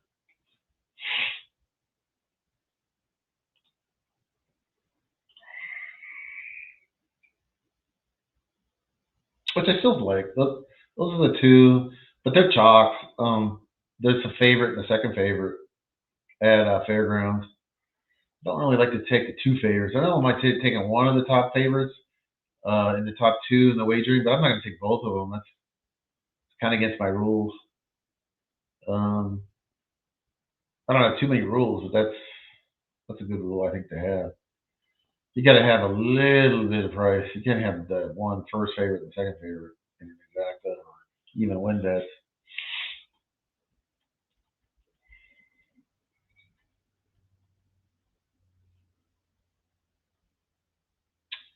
The other horse, I was thinking about the 3, but that horse is short, a lot shorter than I thought he would be. I kind of projected him at like around 15 or 16 to 1. He looked like he's 6 or 7 to 1, and that's kind of where he's going to go off. The 3, make me deal. I could see kind of the upside of that horse at a price, but he's not really a price, so that kind of takes him out of the equation for me. So I'm gonna pass on that race, even though I did pick the 4 and the 6 in the doubles, but I'm gonna go ahead and pass on Fairgrounds race 2. Then after that, we got coming up pretty fast now, Gulfstream race 5 in 6 minutes. So, but they are all loaded and ready to go at Tampa. I took the 4, Cadabra, and the 4, as expected, comes out guns blazing on the lead, which is no surprise. Like I said, the horse had the ability to do that, and then you got a super aggressive rider in Camacho. He's 20 to 1 though. I mean, people are gonna, maybe if he doesn't win, obviously they're gonna criticize him, but I think that's the right course of action here. That's not that fast. 24 and 4, going 1 mile and 40 yards. I don't see anything wrong with that. He's on the rail too, so he's saving ground. I'm not saying he's necessarily going to win, but I think he's in a position to win. That's all a jockey really can do. Here comes a 5. The Press's pace. I think it's a very modest pace. 4's the jockey on the 4. Camacho's asking him to run now. The 4. He's asking for his best as they straighten up in the stretch here. The 4, I believe, has the lead. I can't tell. The 3 is alongside. The 5's there. Now the 3 is definitely taking the lead. That's your 1-5 favorite, and is lugging in badly, but still clear. It's going to be 3-5, 3-5-4 final at Tampa race 5. They're in the gate at Fairgrounds. I'm not going to call that because I'm going to take a look at Gulfstream. Gulfstream. I've had a lot of short prices today, for the most part. And even when the odds-on didn't win, it was only 4-1. So, kind of been pretty much chalk.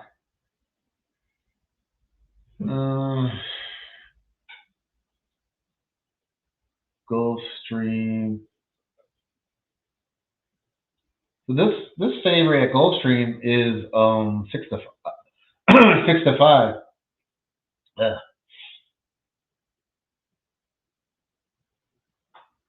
Looks about that. Probably looks higher than that, honestly. Probably closer to 3-2. Probably the fair price.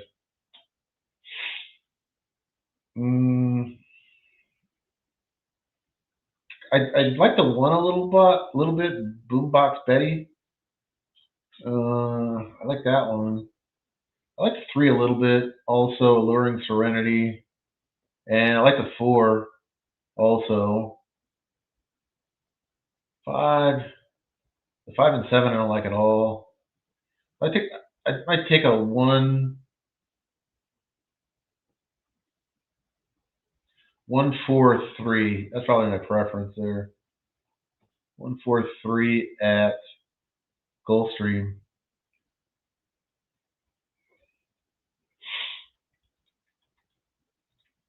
Play win bets and then exacta box.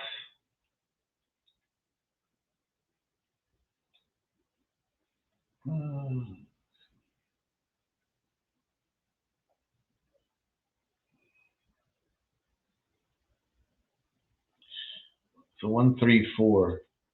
1-3-4. I will post it up in the chat. I'm playing exacta box 1-3-4.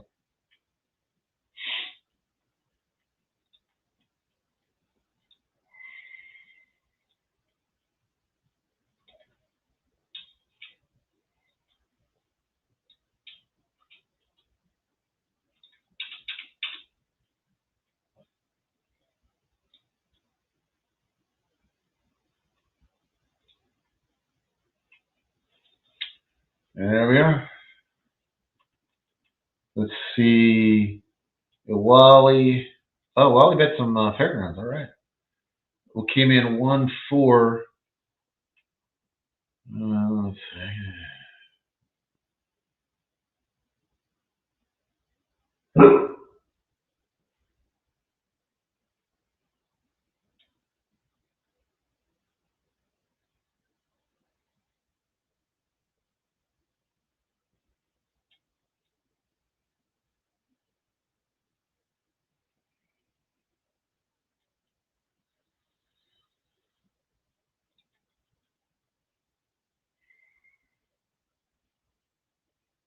Todd's Oak Swords. Okay.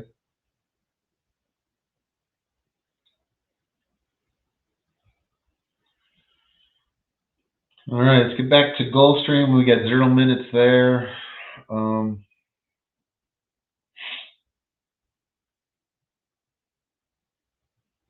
Did a 1-3-4 there, exacta box.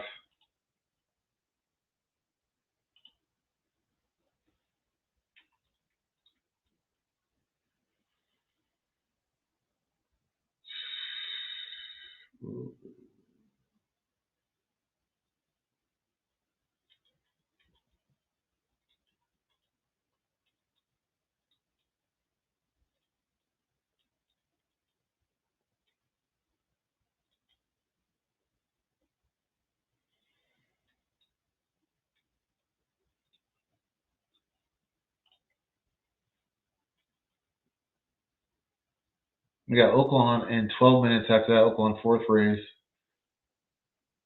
So I give the tracks credit today. They're kind of spacing them out. It's not completely under their control. These horses sometimes act up.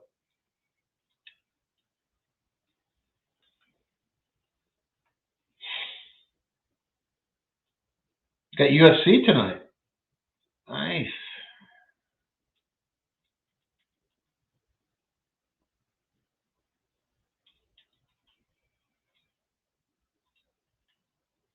Well, if you want to come on the show, you're more than invited.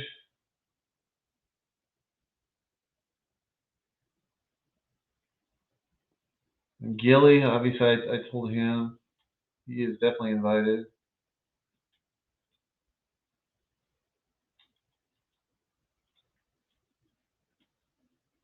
I had some other guests that would be great to come on, and they told me that they would, but they, I think they're just busy people. Or maybe they're just camera shy, I'm not sure which. So I have some other guests I met at the tournament that want to come on. They told me they would. And they love to talk. I can tell you that.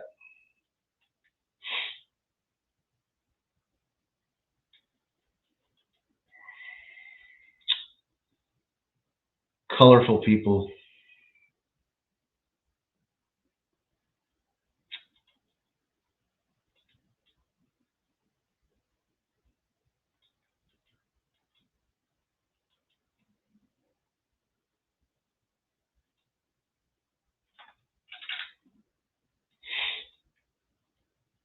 And people that have won major tournaments, not only in horse racing, but in sports.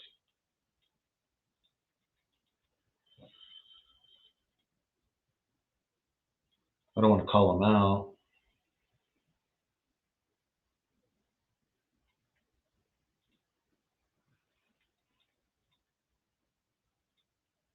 But they were busy today. They were all down at the Phoenix Waste Management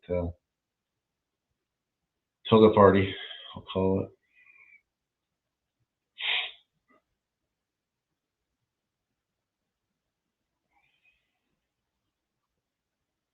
I would like, I wouldn't mind going to that. I think that would be fun. That might be like, I don't know if it would be the one I pick for all.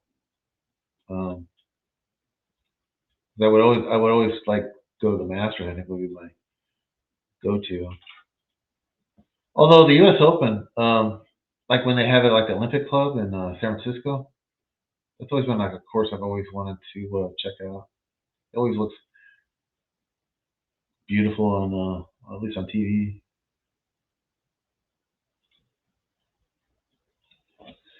All right, well, we are loading finally at Gulfstream, apparently.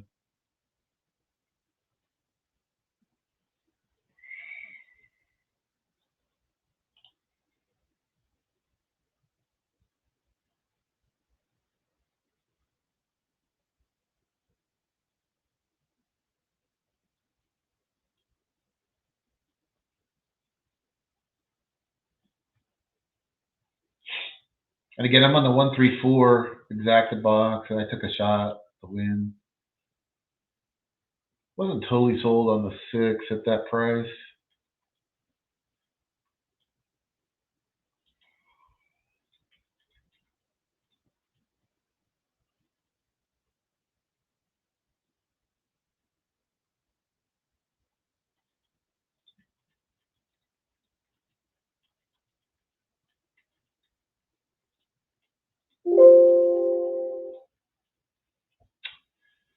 And then we got 8 minutes until Oaklawn, race 4.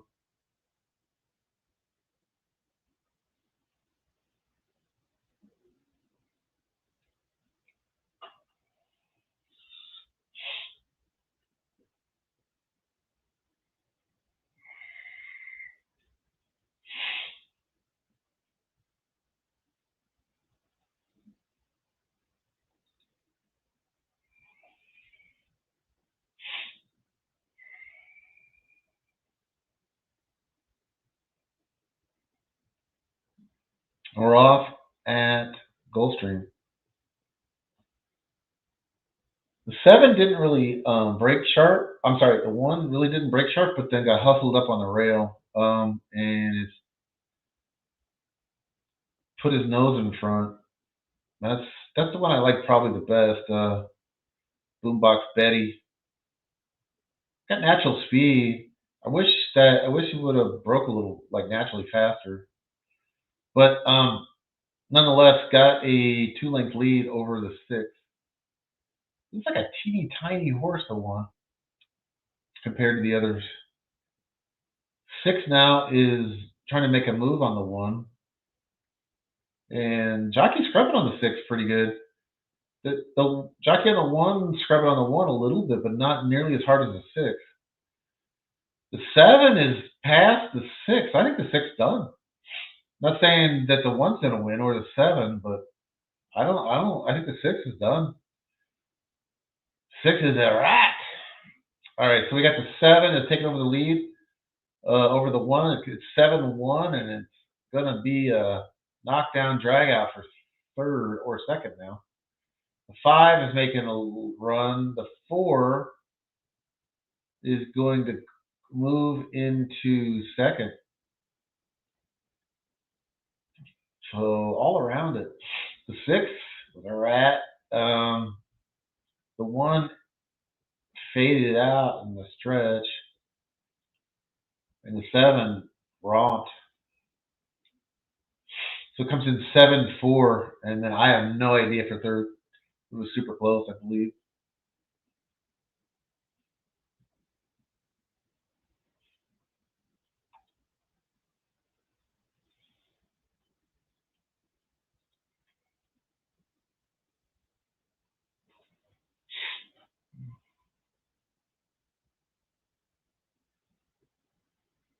Any update on Fairgrounds Race 3? Well, they haven't run yet. We got 19 minutes to that one. I don't mind jumping ahead because we got time at Oaklawn. It's a 6-horse field.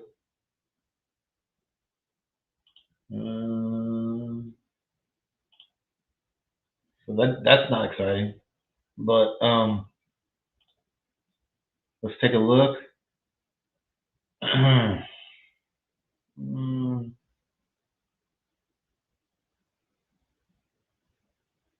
I take the 3 there. As the cold wind blows, that's what I would take at Fairgrounds. You're at 4-1, and it's projected to go off at 5, so that's fair value. Don't like the 6 Starport at all. I like the 1 a little bit. So I do a 3-1.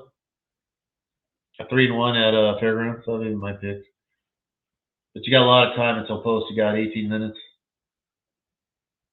Anyway, let's go back to Oaklawn. We got Oaklawn Race 4 coming up. And this is the hopefully, I mean, the connections, obviously, hopefully. Mark Cassie's Sandman was involved in Triple Crown last year. Was it last year?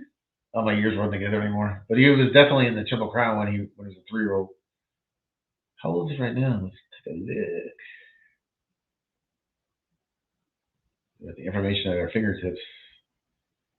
Sandman's a 4-year-old. So I was last year. He's a 4-year-old colt. That's a familiar style. He's off the pace guy. He's not overly quick, and this is a smaller field. So right there, it kind of gives you kind of hesitation to get it. If you truly believe the pace makes the race, it would really give you pause on the 1. Now, obviously, he's got back class, and he's got the ability. He's probably run higher buyers than these other ones.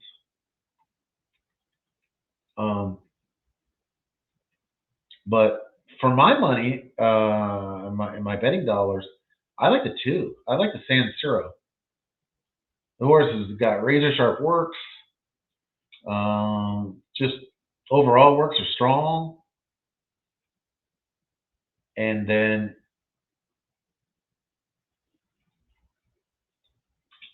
I mean, this horse looks like he's sitting on a great effort here. San Siro.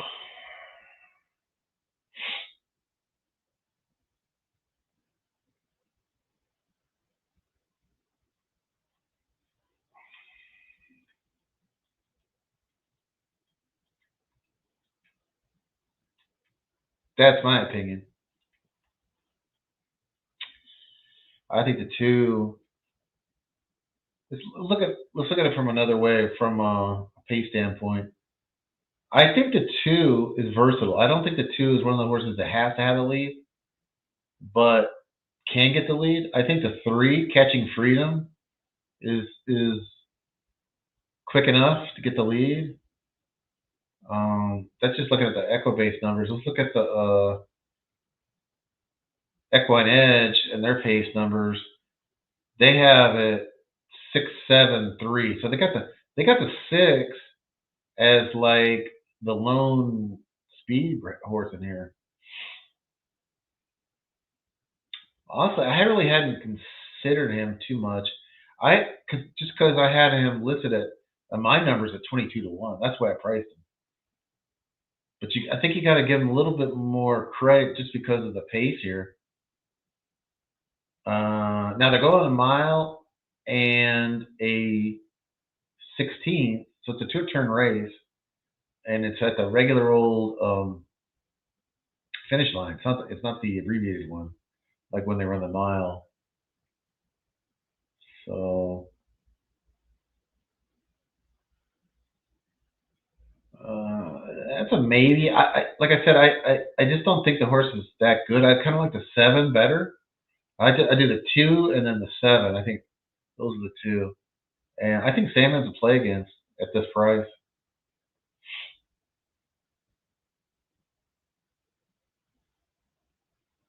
But the one thing that you got to say, obviously, you have to pass class and all that.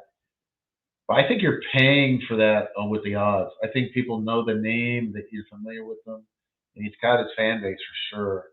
The other thing too, it seems like he's running his best races at Oaklawn. But I believe in totally different circumstances. Like those are bigger fields with a lot more pace to run in.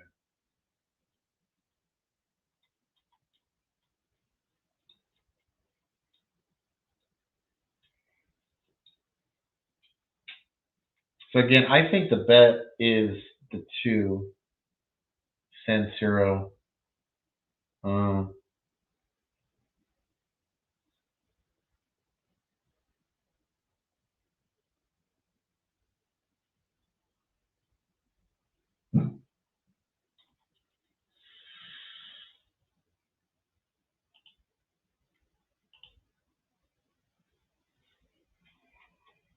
Just some thoughts about that race.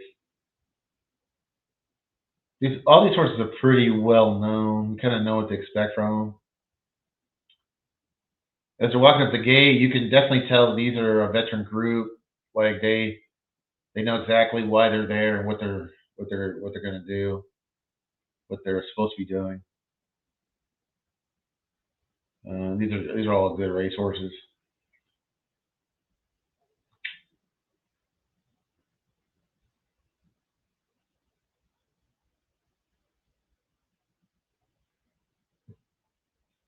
All right. They are half loaded now. I got a couple more they got to load. Can't really tell the numbers because they're showing from the back of the gate. It looks like they're almost all loaded. Now the 7 is out. 7, then you got to get the 7 in the gate, and then I think they're ready to go.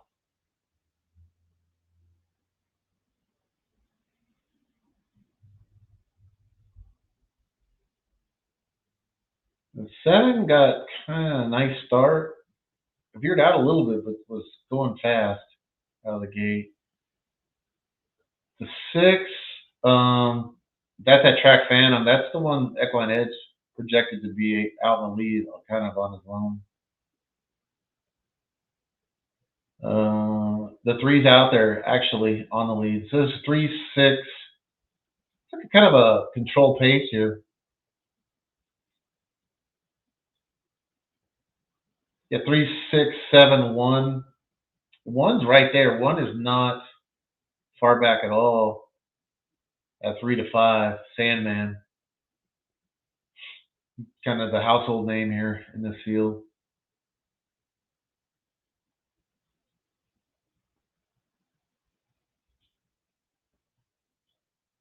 A really bunch field. It's about 3 lengths from first to last, maybe 4 lengths. The 3 is letting out a notch, making his move to go for home here. The 2 is in last, but only like 4 lengths out of first.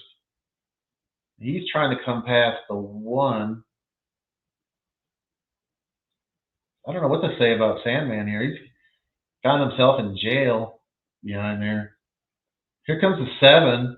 The 7 looks like your winner. Here comes the 2, though. 2 is making a nice move. Really got good momentum. Let's go, 2. Get up, 2. The 4's got the lead. The 2's coming at him. Get up, 2. Get up, 2. And the 2's going to win. Nice. Stand 0. 7 to 1. And Sandman, I believe, ran out. Ran out of money.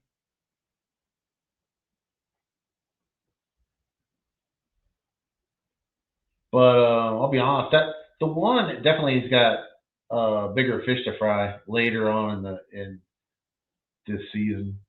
Obviously, they came back, and I don't want to say this is like a tune-up, but I think this is like a tune-up. I didn't expect the top effort off the layoff and coming back for his 4-year-old campaign. He's got a lot bigger races coming. This is a $126,000 purse. I almost guarantee you that'll be the lowest purse he's going to run for this year. All right, so we cashed that. First one we cashed really today. I've made a lot of bets, but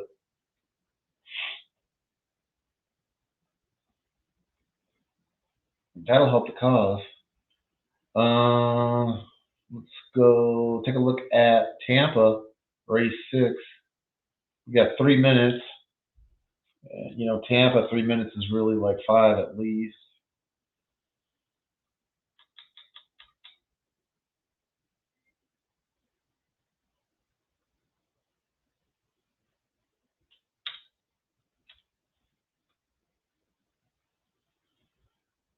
Let's take a look.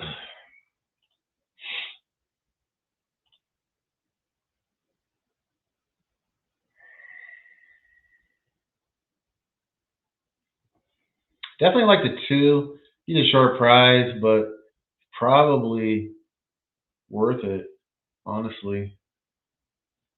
I think he looks like that kind of horse.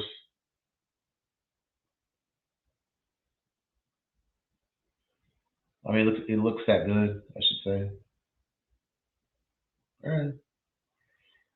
All right. Okay, let's get out of here. Move on order.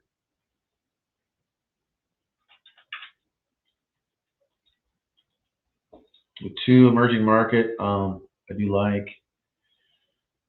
Not moving very fast, am I? Okay, got a couple minutes here. I like the 4 Undertaker. Do like that one at a big price.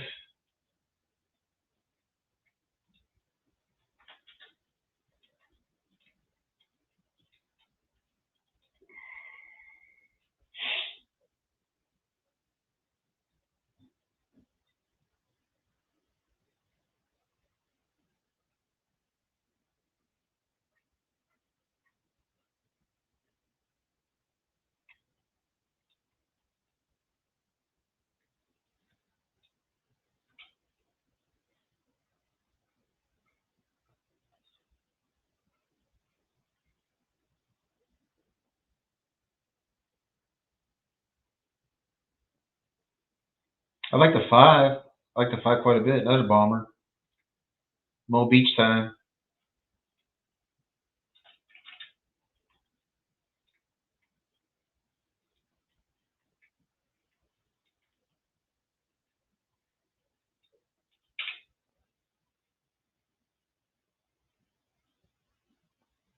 Make my day. I don't really see a lot wrong with that one. Although I'm not crazy about the price, but this one kind of is about what he ought to be as far as his odds go.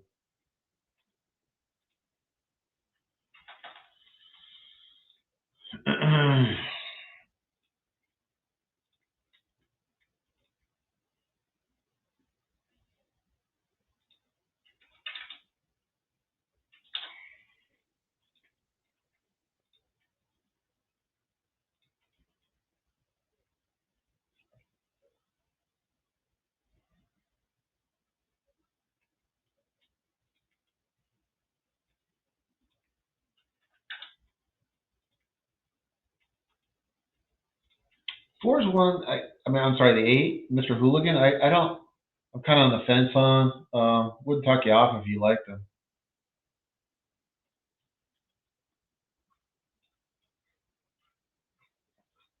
And municipal. Oh, I kind of like a lot of these. That's the problem. We are approaching the gate. Let's see.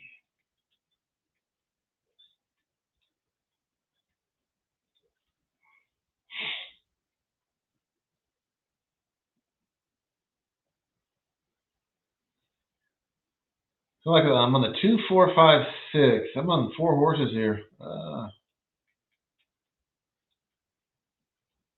not what I want to do. Actually, I'm on 2, 4, 6, 2. Hold on. I'm on the 2, 4, 5, 2, 4, 5, 6, 8, and 10. Oh God, I can't do that. I like too many here. I definitely like the 2 a lot more than probably the other ones.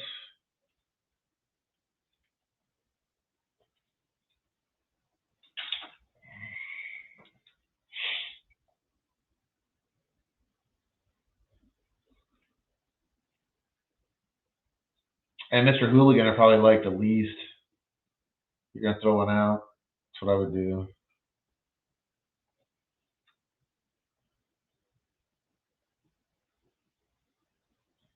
I think this is a competitive race. I never say tough because I think it's there's a lot of horses in here that have a shot that kind of around where they ought to be from an odds standpoint. All right, good race though. I'd rather have it be like this, than the other way around with the 1 to 5 or whatever we've been doing. And they're off at Tampa.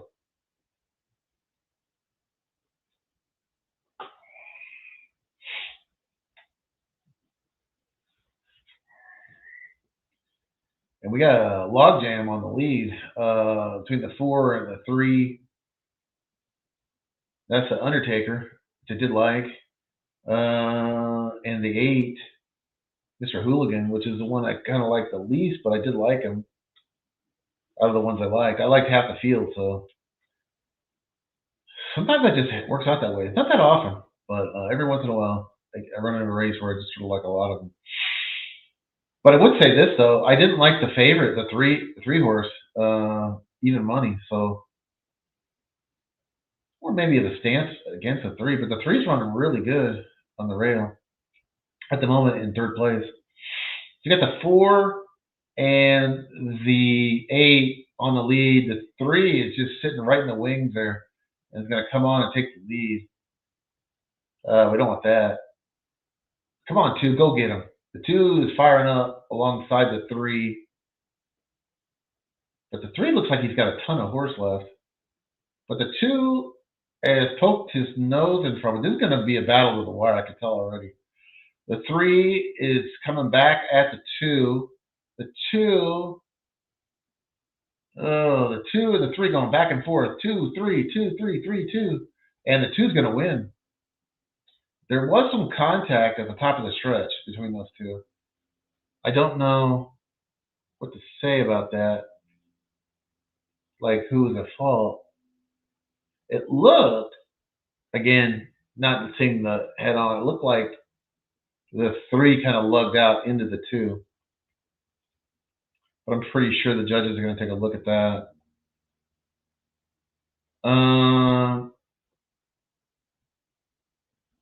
We're back to the fairgrounds now. We got a couple minutes there. We'll monitor the officials at Tampa, the official prices.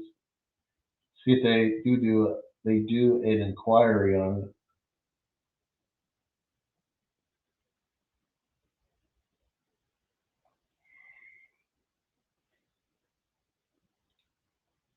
As you might have noticed, you saw the 2 was at 9-2 and then ended up going up at 3-1.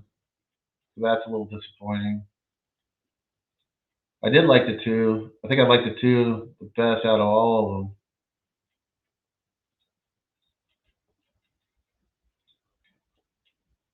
When he was at 9-2, but I'd already bet him.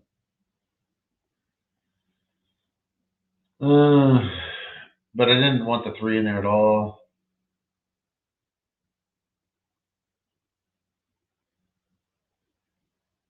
So they got the order of finish 2, 3, 6, 4.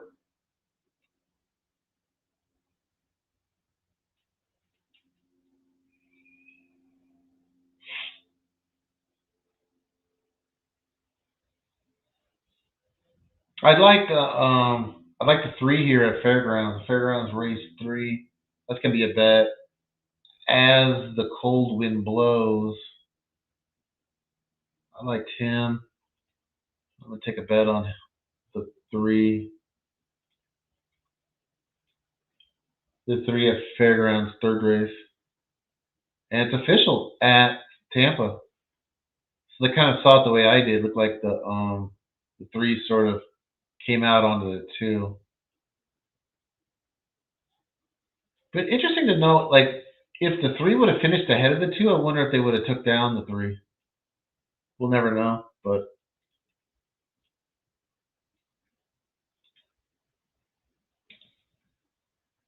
it doesn't really matter, but just kind of interesting thought. That kind of looked like what happened. The 3 came out on the 2. Made pretty strong contact. All right. Again, I'm on the 3 at the Fairgrounds.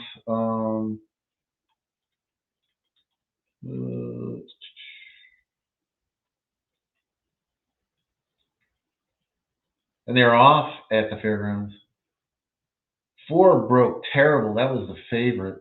Yaki's drive-through.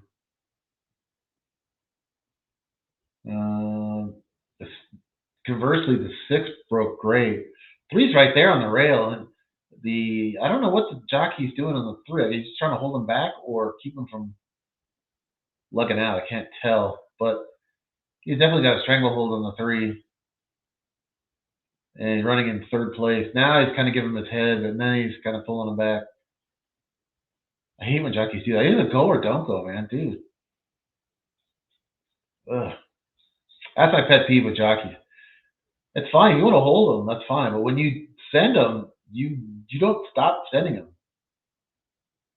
You're confusing the shit out of the horse. Now the 3 is getting the full send and taking over the lead here. Come on, 3, let's go. He's lugging out, but he's running fast, and he's clear. And he's going to win this easily. He's going to win by at least 4 lengths. So we catch that. So we're starting to percolate a little bit here. It's good.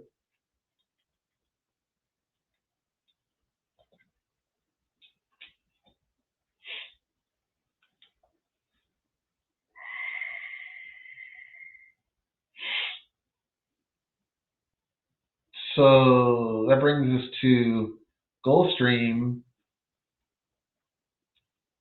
race 6. It shows 0 minutes. I don't know. Looks like we've got at least a couple minutes. And I'll try to do a kind of a quick and dirty here on Gulfstream. Race 6.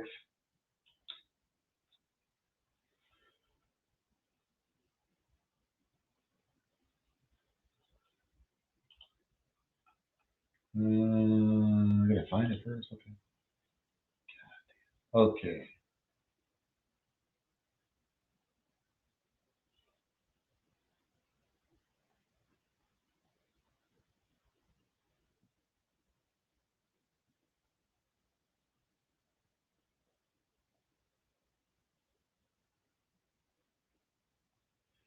All right.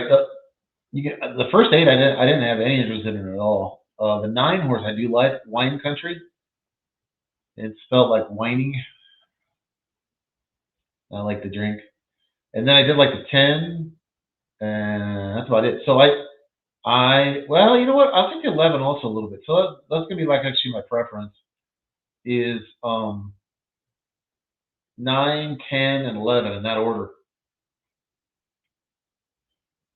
You know what though? I might take the 10. I might like the 10, 11 better.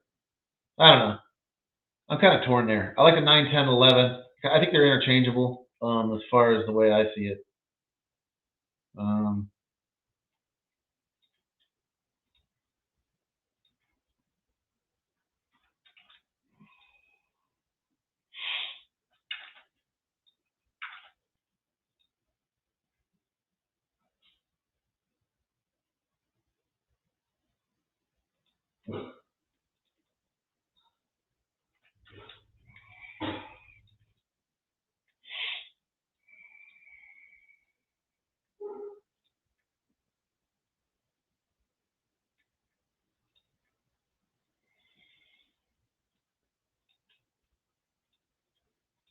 I'll play an exact box and I'll post that up.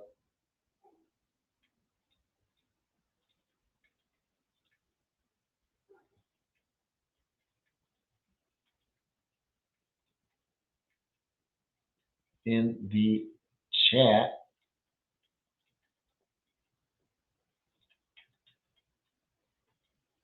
Wally.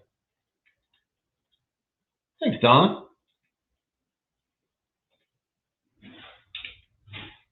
Keep it rolling. I mean, Don knows he's a racetrack veteran. He knows if it's all chalk, it's not going to be a great day. It's just not. You know, if it's all 1 to 5 and 2 to 5, it's just not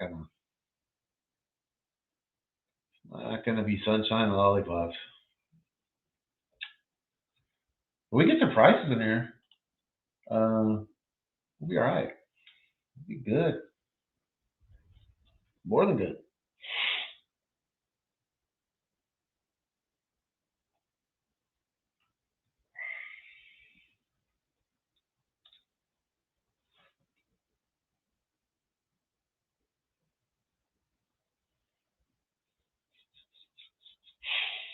All right. They're loading at Gulfstream race 6. Then we got 8 minutes until Oaklawn.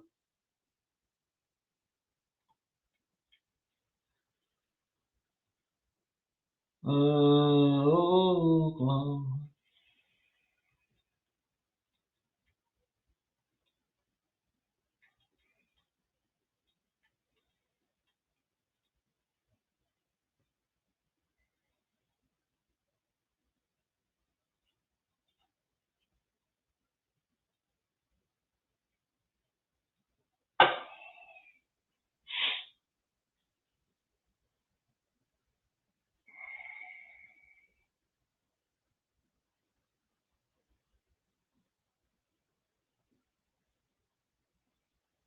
Marquette is up on Butler 32-28 at the half, first half.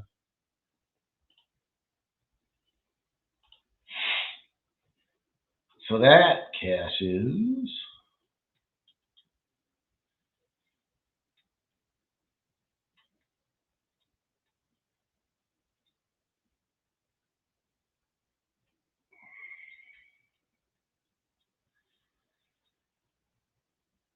All right, so we got a couple cashers to move the needle a little bit. We got the Tampa race, Fairgrounds, and then Oaklawn back to back to back. Although Tampa one wasn't, I mean, it wasn't stellar.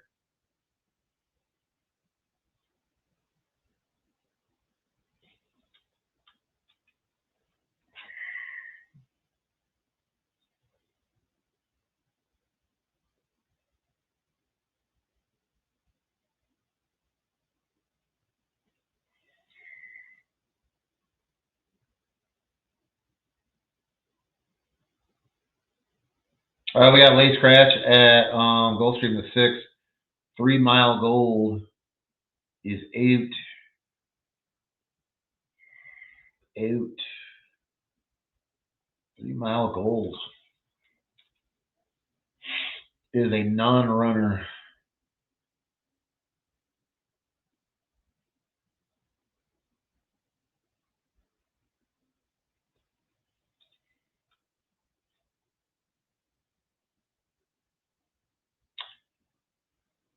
Okay.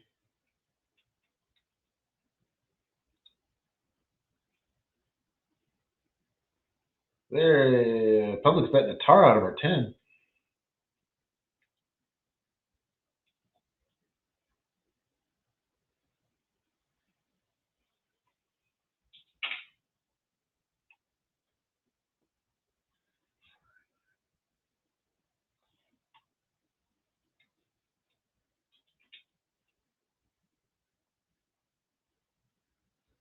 Ooh, I got to throw in the 7 here. I'm sorry. After that scratch at Gulfstream, I'm going to throw in the 7.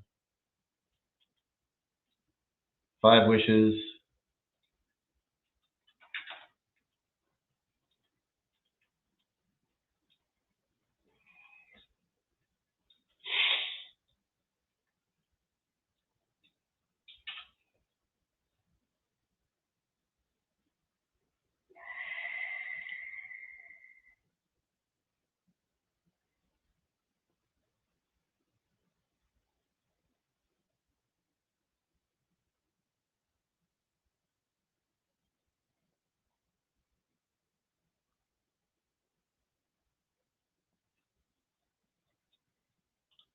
All right, it looks like we're all loaded at Gulfstream race 6, and they're off. They are off at Gulfstream, and we got 4 minutes until Oaklawn race 5. All right. I'm just going to call the stretch run for Gulfstream.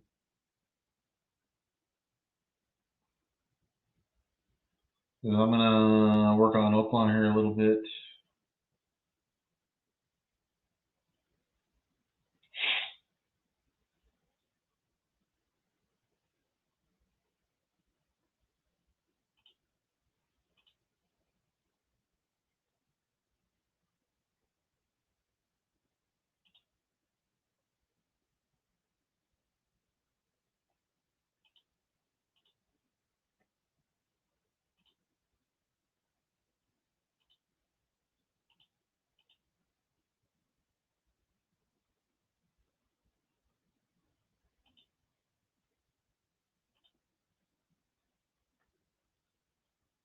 All right, my computer is freaking out.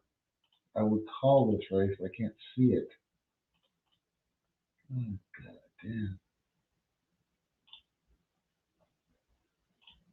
Oh, yeah. Looks like the 10 one? Because it just finally came back for me. All right, the 10, the favorite one. 10, I didn't even see what had happened there. All right, I got to get over to Oaklawn. I'll come back to it. I'll give you the final order of finish at Gulfstream. So a little technical difficulties there. Oaklawn, I do like the one some. I'm not super crazy about them, but I'm gonna cover them. Fun Candy, Dallas Stewart, one of my favorite trainers. He's a character. Nice guy though. Let's see, 12. No 12.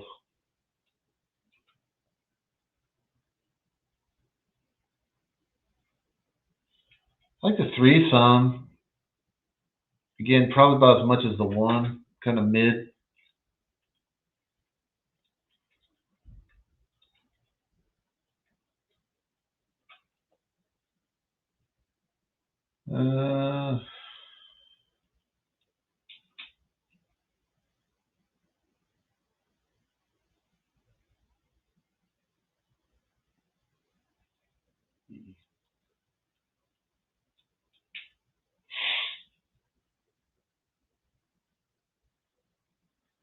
I do like a 9 a lot. The 9 is going to be my top pick. Pronghorn.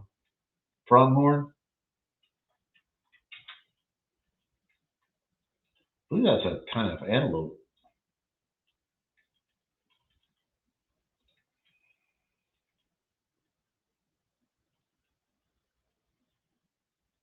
It's a species of antelope, I believe.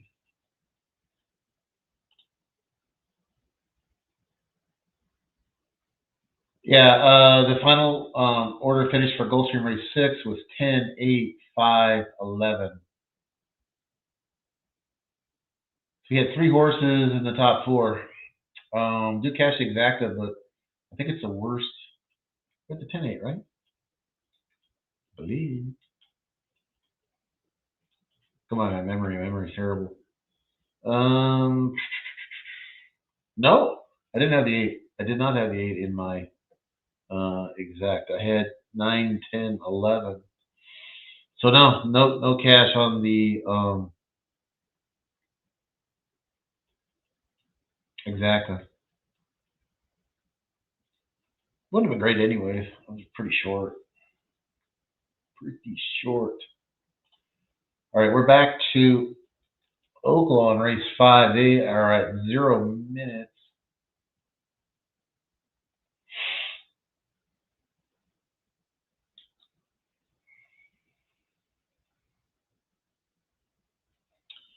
Go ahead and post up your picks in the chat. I will do my best and try to highlight them best I can. Wally, John Egan. Look, Wally's going dogs. Dog and the under. I don't know if you were here at the beginning. A friend of mine made a $68,000 bet at Circa on more than 2.5 players to attempt a pass. So obviously you're gonna have the 2 quarterbacks, and so he's thinking maybe a punter or maybe a quarterback gets hurt for at least a play and they try a pass, or halfback pass, wide receiver pass, any of those. Placeholder like on a field goal, they fake it, something like that. I don't hate it. I think it's like even money, and I think there's value there at plus $1.55.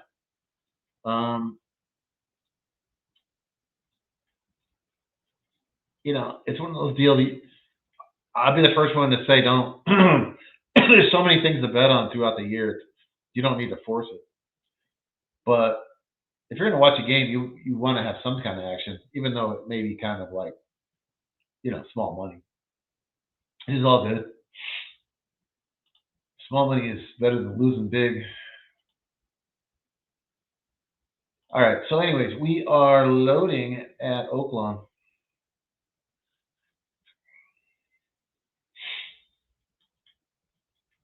All right, Wally. So I'm going to ask you a question. Are these like normal bets, like smaller bets, or like are these hump up bets? I just, I mean, I don't want to call you out. I'm just saying, like, are these?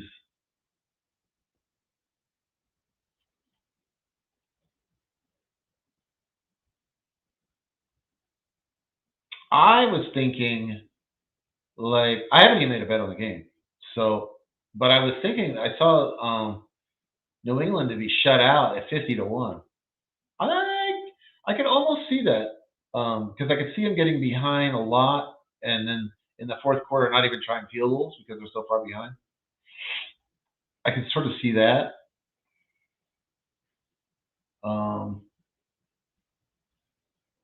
I wouldn't.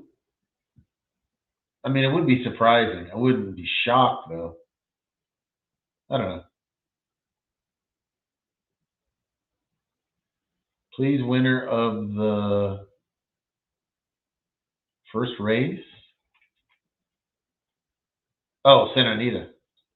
Oh, Santa Anita. How long do we got until Santa Anita? I think we got some time. Oh, it's coming up. Yeah, we'll get to that, Angel.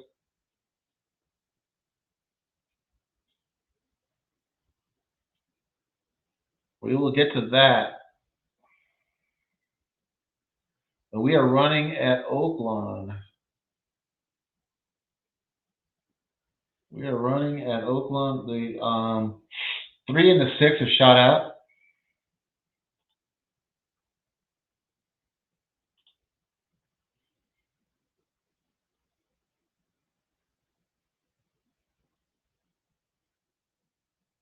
On the lead.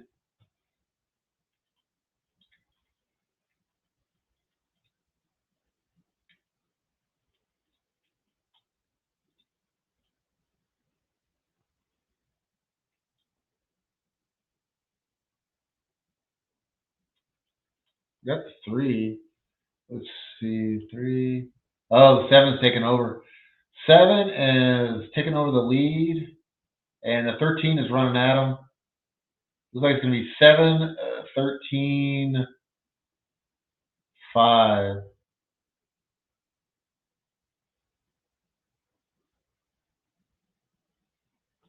7, 13, 5. Okay.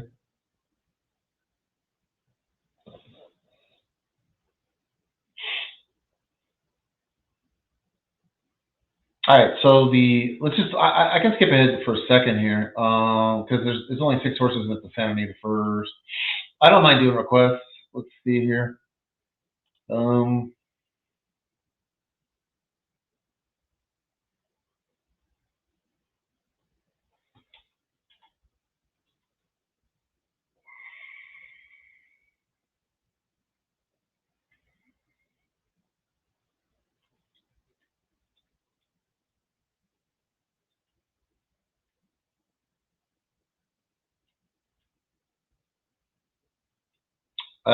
Late scratches come in at Santa Anita. There's nothing until the 6th race.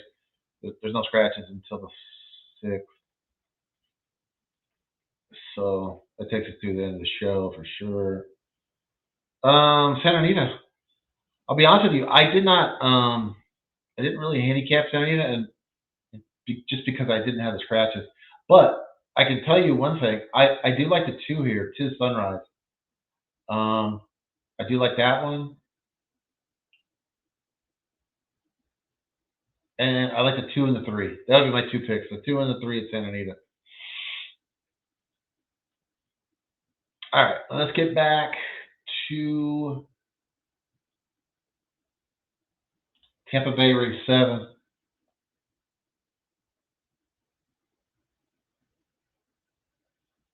Tampa Bay Race 7.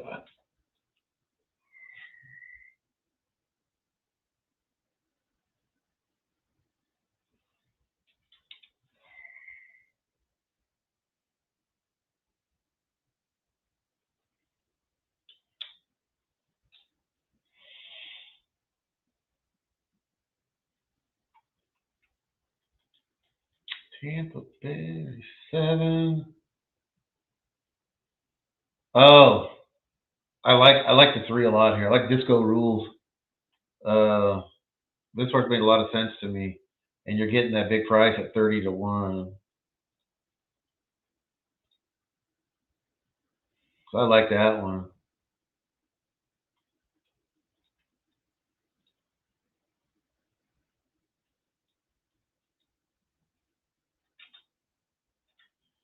Disco Rules.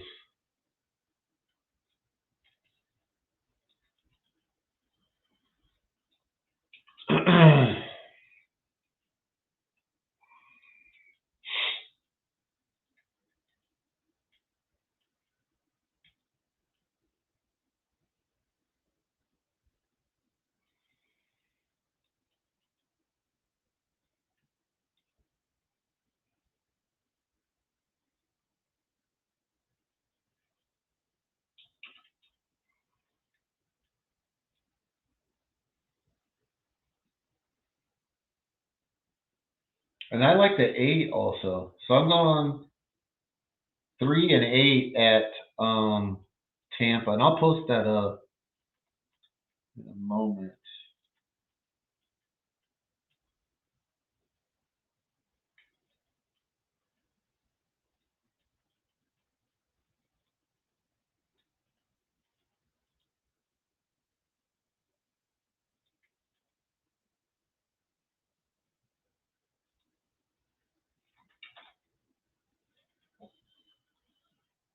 All right.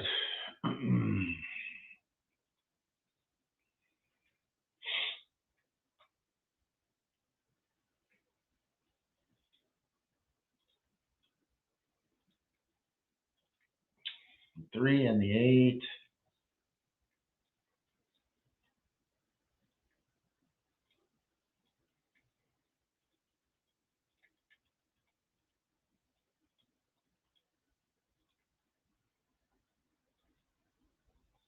I see it, Don. I'll get to Tampa here in a second. Just want to get this. All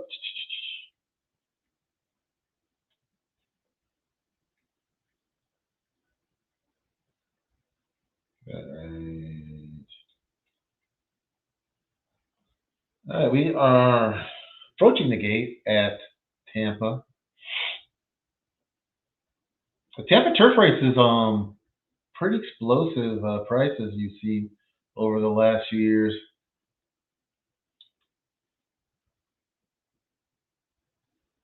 Except for like with the time when me and Gilly were on there, it was just like chalk after chalk. Oh, you can't make that shit up like that. It's crazy. Like,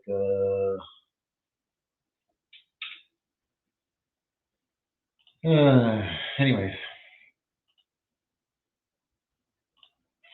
I think I was back in December. We were just like,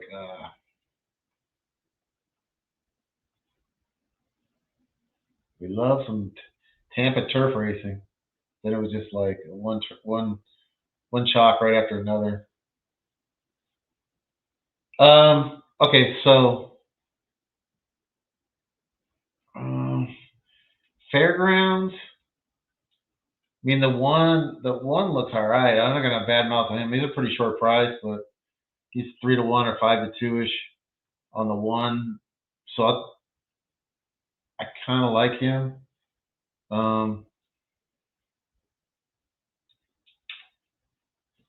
The 5 I also like probably better, so I'm gonna go 5-1 at Fairgrounds. I'll post that up too.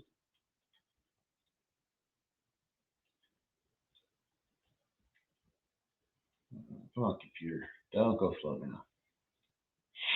Getting busier now.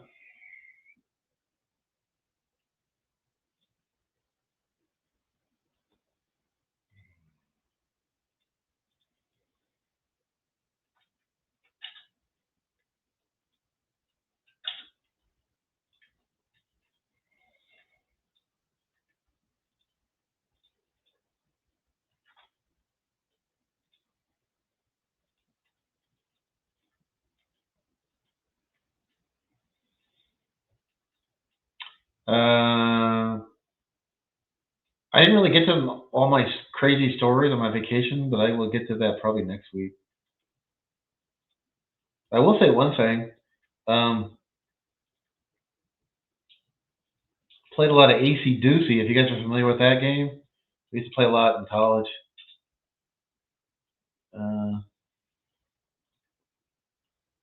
Family and friends and stuff on the trip. They had no idea how to play, but it didn't take long. That's an easy game to learn. All right, I posted up my picks or my bets for Fairgrounds. What race are we on? There.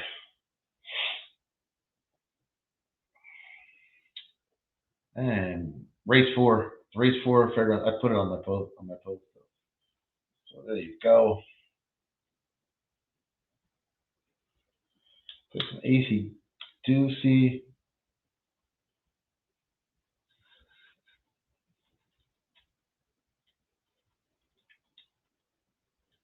That was fun.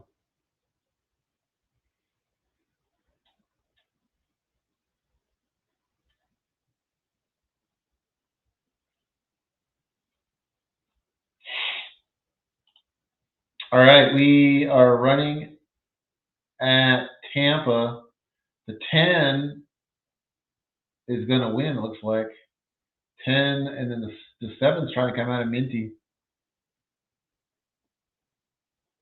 So I was not even close there. I picked 2 bombers, and we're not there at the end. I didn't see the beginning of the race, though. Wrigleyville, decent price, actually, 92.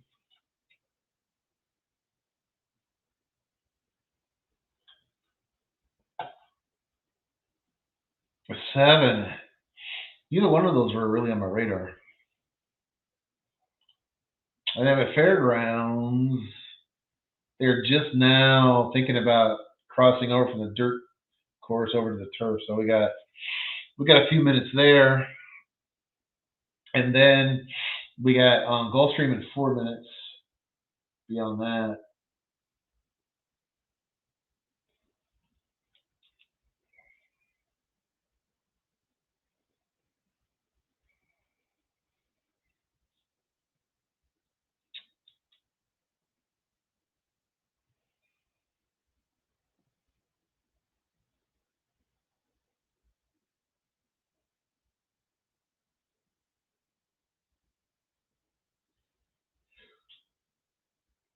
Gulfstream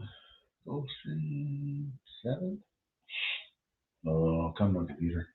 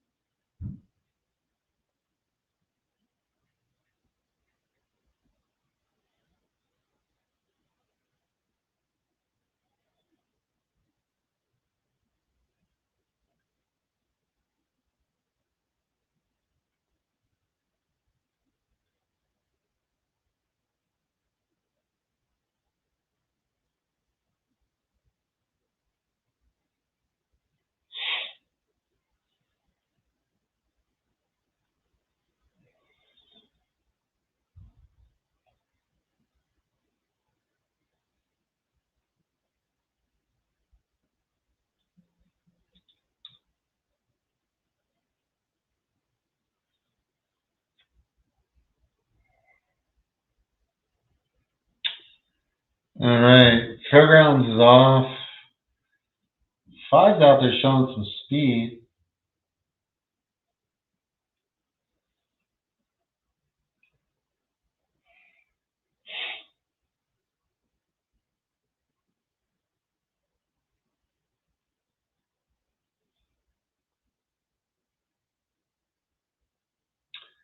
Which is good. I like that. Even though it's a route race.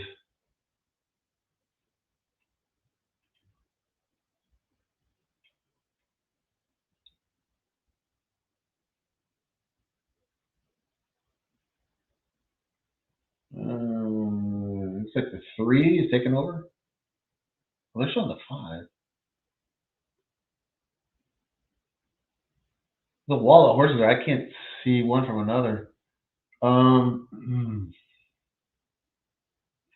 Looks like the 7's gonna win. 7.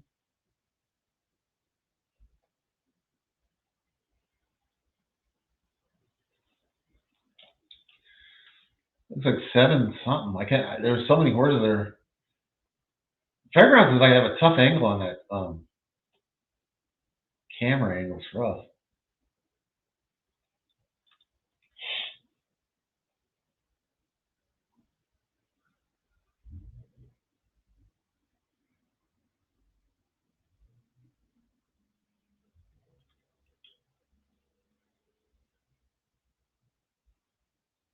Maybe 7-4.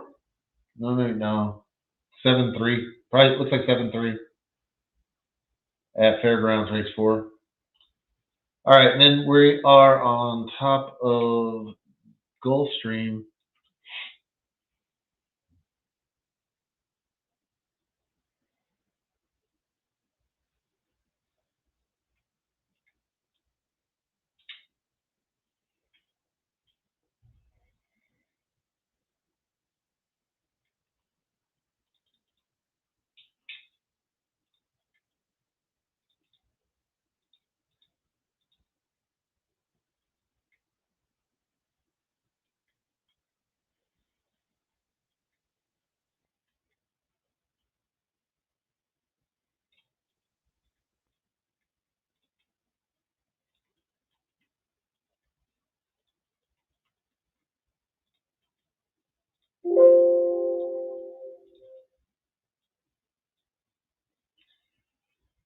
And then Gulfstream.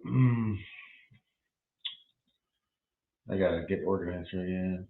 Let's see.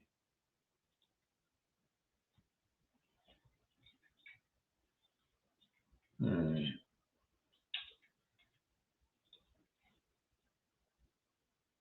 I do like the 3. I need a short prize. Super Quest. I'm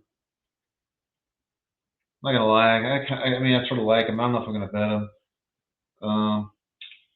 Just I don't see a lot in here really that I'm crazy about from a price standpoint.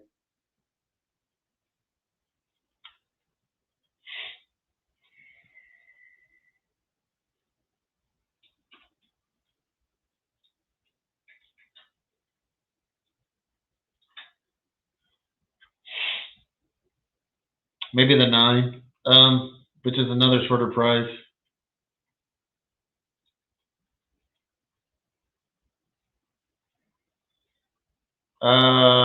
Results. The race hasn't been run yet.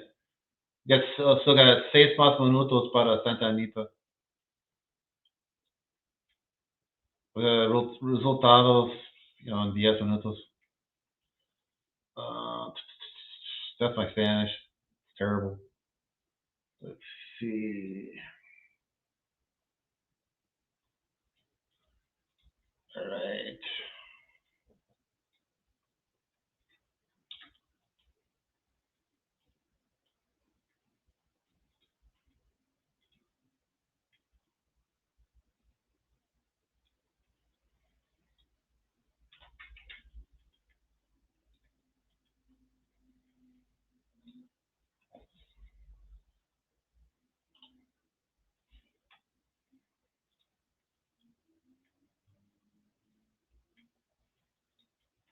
All right, Dan's posting up his turf pick 3. Yeah, that's a retail only too, right? As I believe, meaning there's no CAW money in that pool allegedly. I think if I'm thinking the right one. It's one of those. All right, so we are loaded at Gulfstream.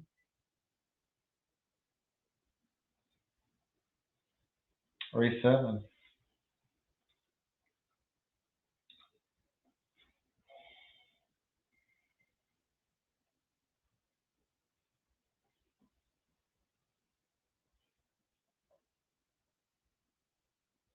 Then it's Santa Anita. Yeah, Santa Anita. The much anticipated first at Santa Anita. All right.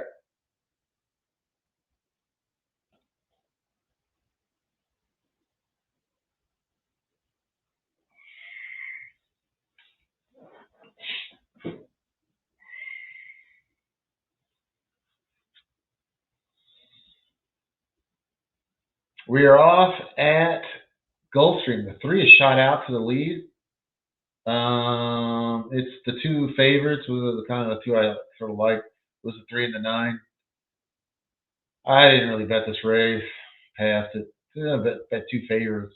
Kind of like my rule. I don't have a lot of rules, but that's it. I don't really want to bet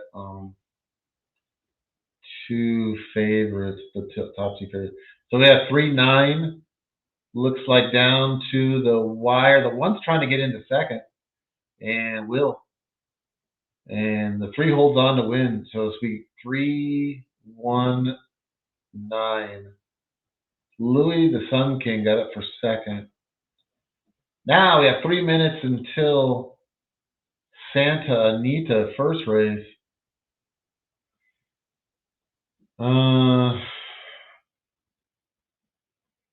I said earlier I like the 2 and the 3. I guess I'll stick to it. The 2's a little shorter than I like. He was like at 9-1, 7-1. Now he's down to 5. The 3 to me looks like the deserved favorite. The 4 is the actual favorite. French Moonlight, I believe, deserves to be the chalk. I don't think this is a great betting race. I'll be honest.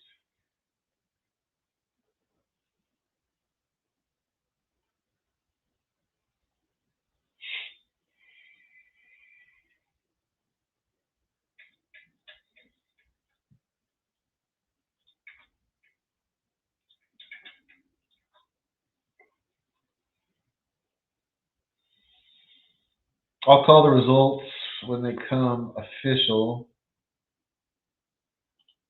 But I'm going to bounce on over to Oaklawn. We got 8 minutes there until the 6th race.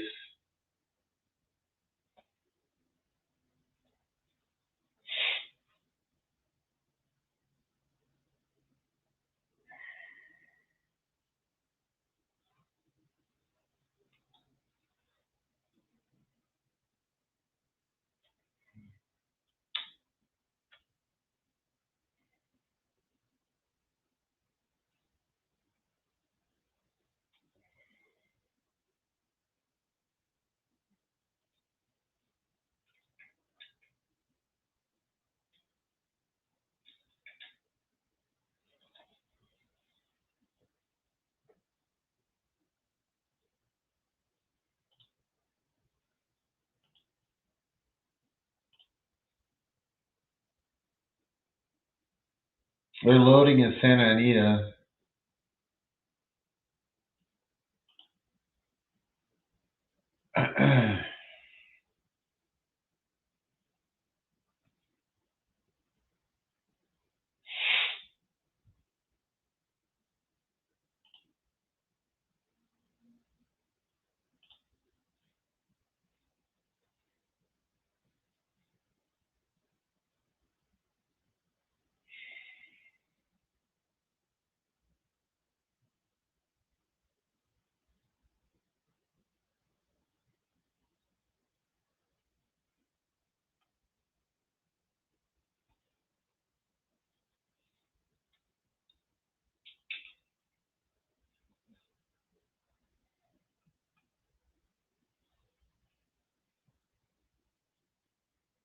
I like the 2 at Oaklawn.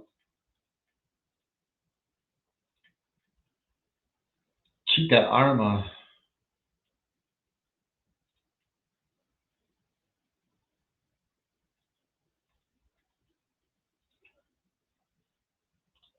We are off at Santa Anita first race.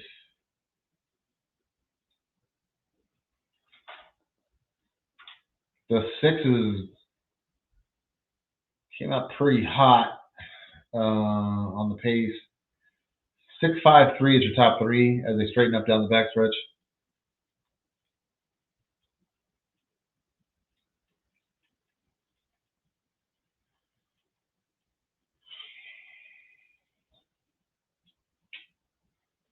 They're still running down the backstretch. It's still 6.53. The 3 has made a little move, kind of cut down the distance here. 2 is sitting in 4th in a good spot.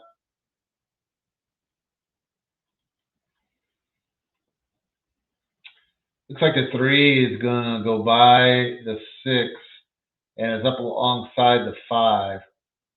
So it's 5.3 now. Is at the top of the stretch. Or the recta final is the stretch, I guess. And it's the 3 is going to take over the lead.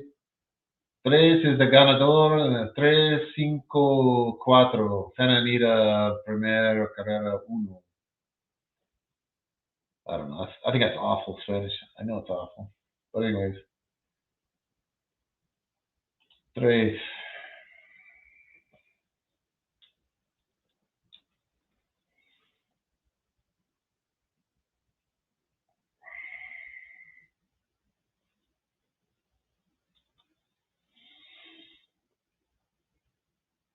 There you go. Okay, so Oaklawn, race 6. I like the 2. I like the 2 pretty good. Chica Arma.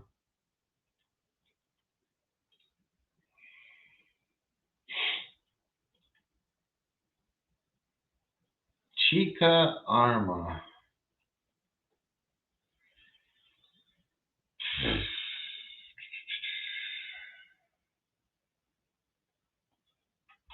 I think that's it. I think I'm just going to stick to a win bet on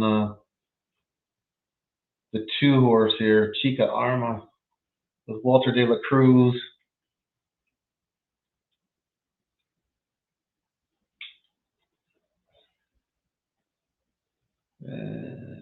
This is going to be the last race I'm going to call today. Got some other stuff I got to get to. It's good to be back. I'm glad to be back.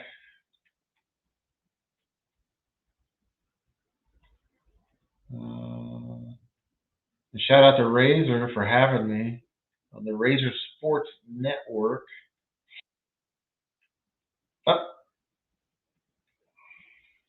Oh. That's my direct messenger. What's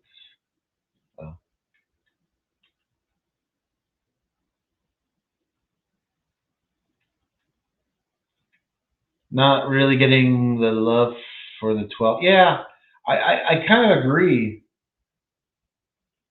I was looking at that horse too. I think that 12 horse comes down in price. I think the 12 ends up being under 2-1. That's my prediction. I don't know if I got that much conviction behind my prediction, but that's kind of the feel I get. He's a 3-1 right now, or she is. I think it does drop down.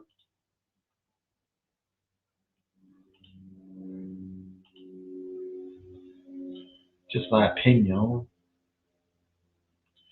Then we have got Tampa in 10 minutes after that. But again, I'm going to bounce after this race at Oaklawn.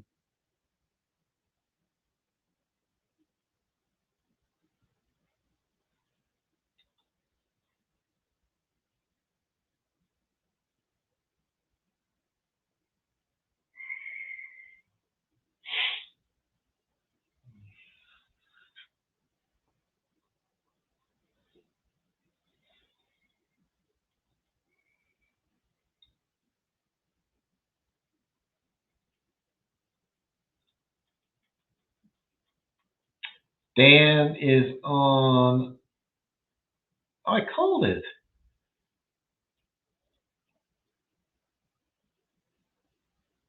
All right.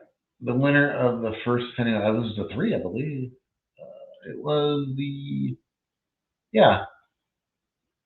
It was 3-5-4. Santa Anita. 3-5-4. Oh, that's good.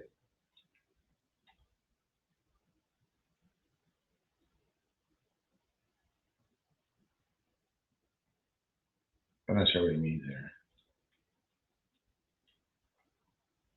All right, Angel.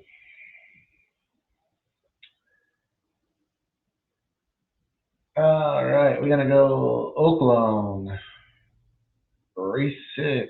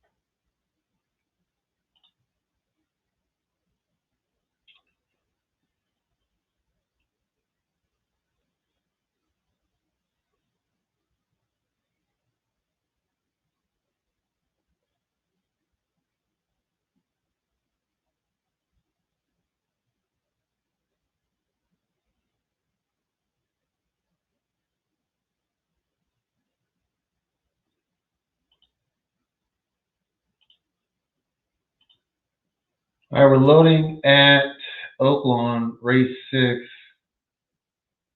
Nice big field here. Looks like we got 12 going. 12 horses. at Oaklawn. Running for a purse of $31,000, $16,000 claiming price. Going 6 furlongs on the dirt, and they're off. 4 got out good. Mike's Spitting Image. 1's hustled up along the rail. Gonna take over second.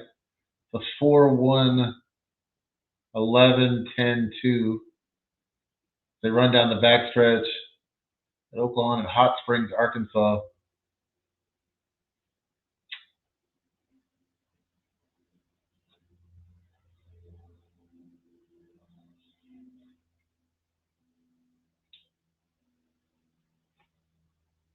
We're moving on down into the turn, the far turn. 1 still holds the lead, so it's 1, 11, 4, 2.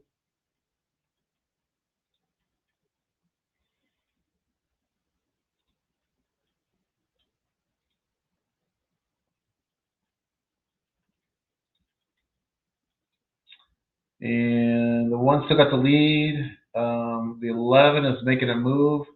Looks like the 8 horse is also making a move. Oh, no, 7. I'm sorry, 7. So it's a 1, 7, might have been 5 or 12 for third. Couldn't really tell who got third there. It was definitely the 1. The 1 ran a powerful race. So it took over, kind of battled everybody off on the first part of the race, and then had plenty to win this race. This is kind of a salty group too. For 16,000 odd claimers, you get some decent horses sometimes at that level, or on decent buyers.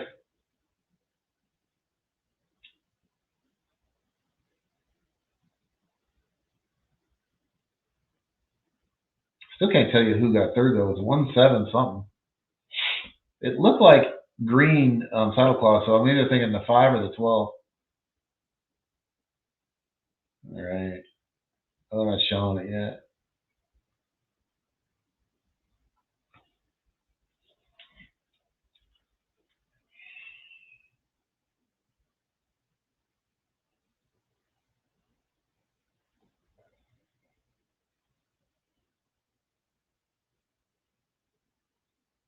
Must have been the 5 because it looks like the 12 was back there a ways.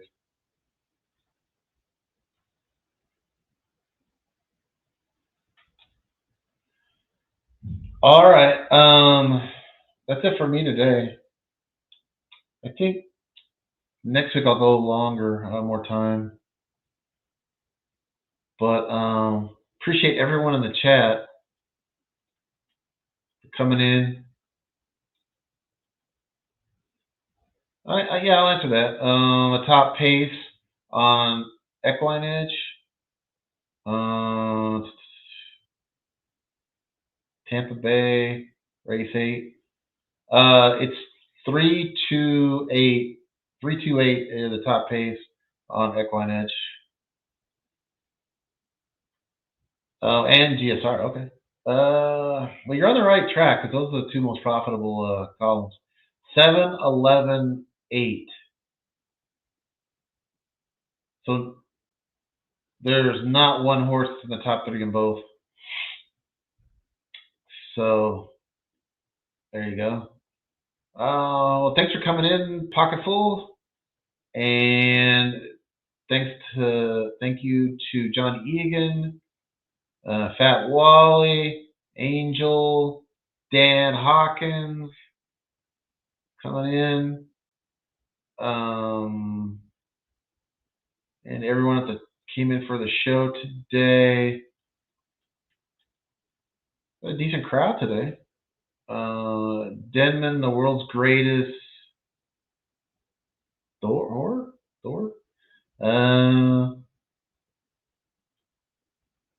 See that? That's a name, believe it or not. Don Johnson, of course.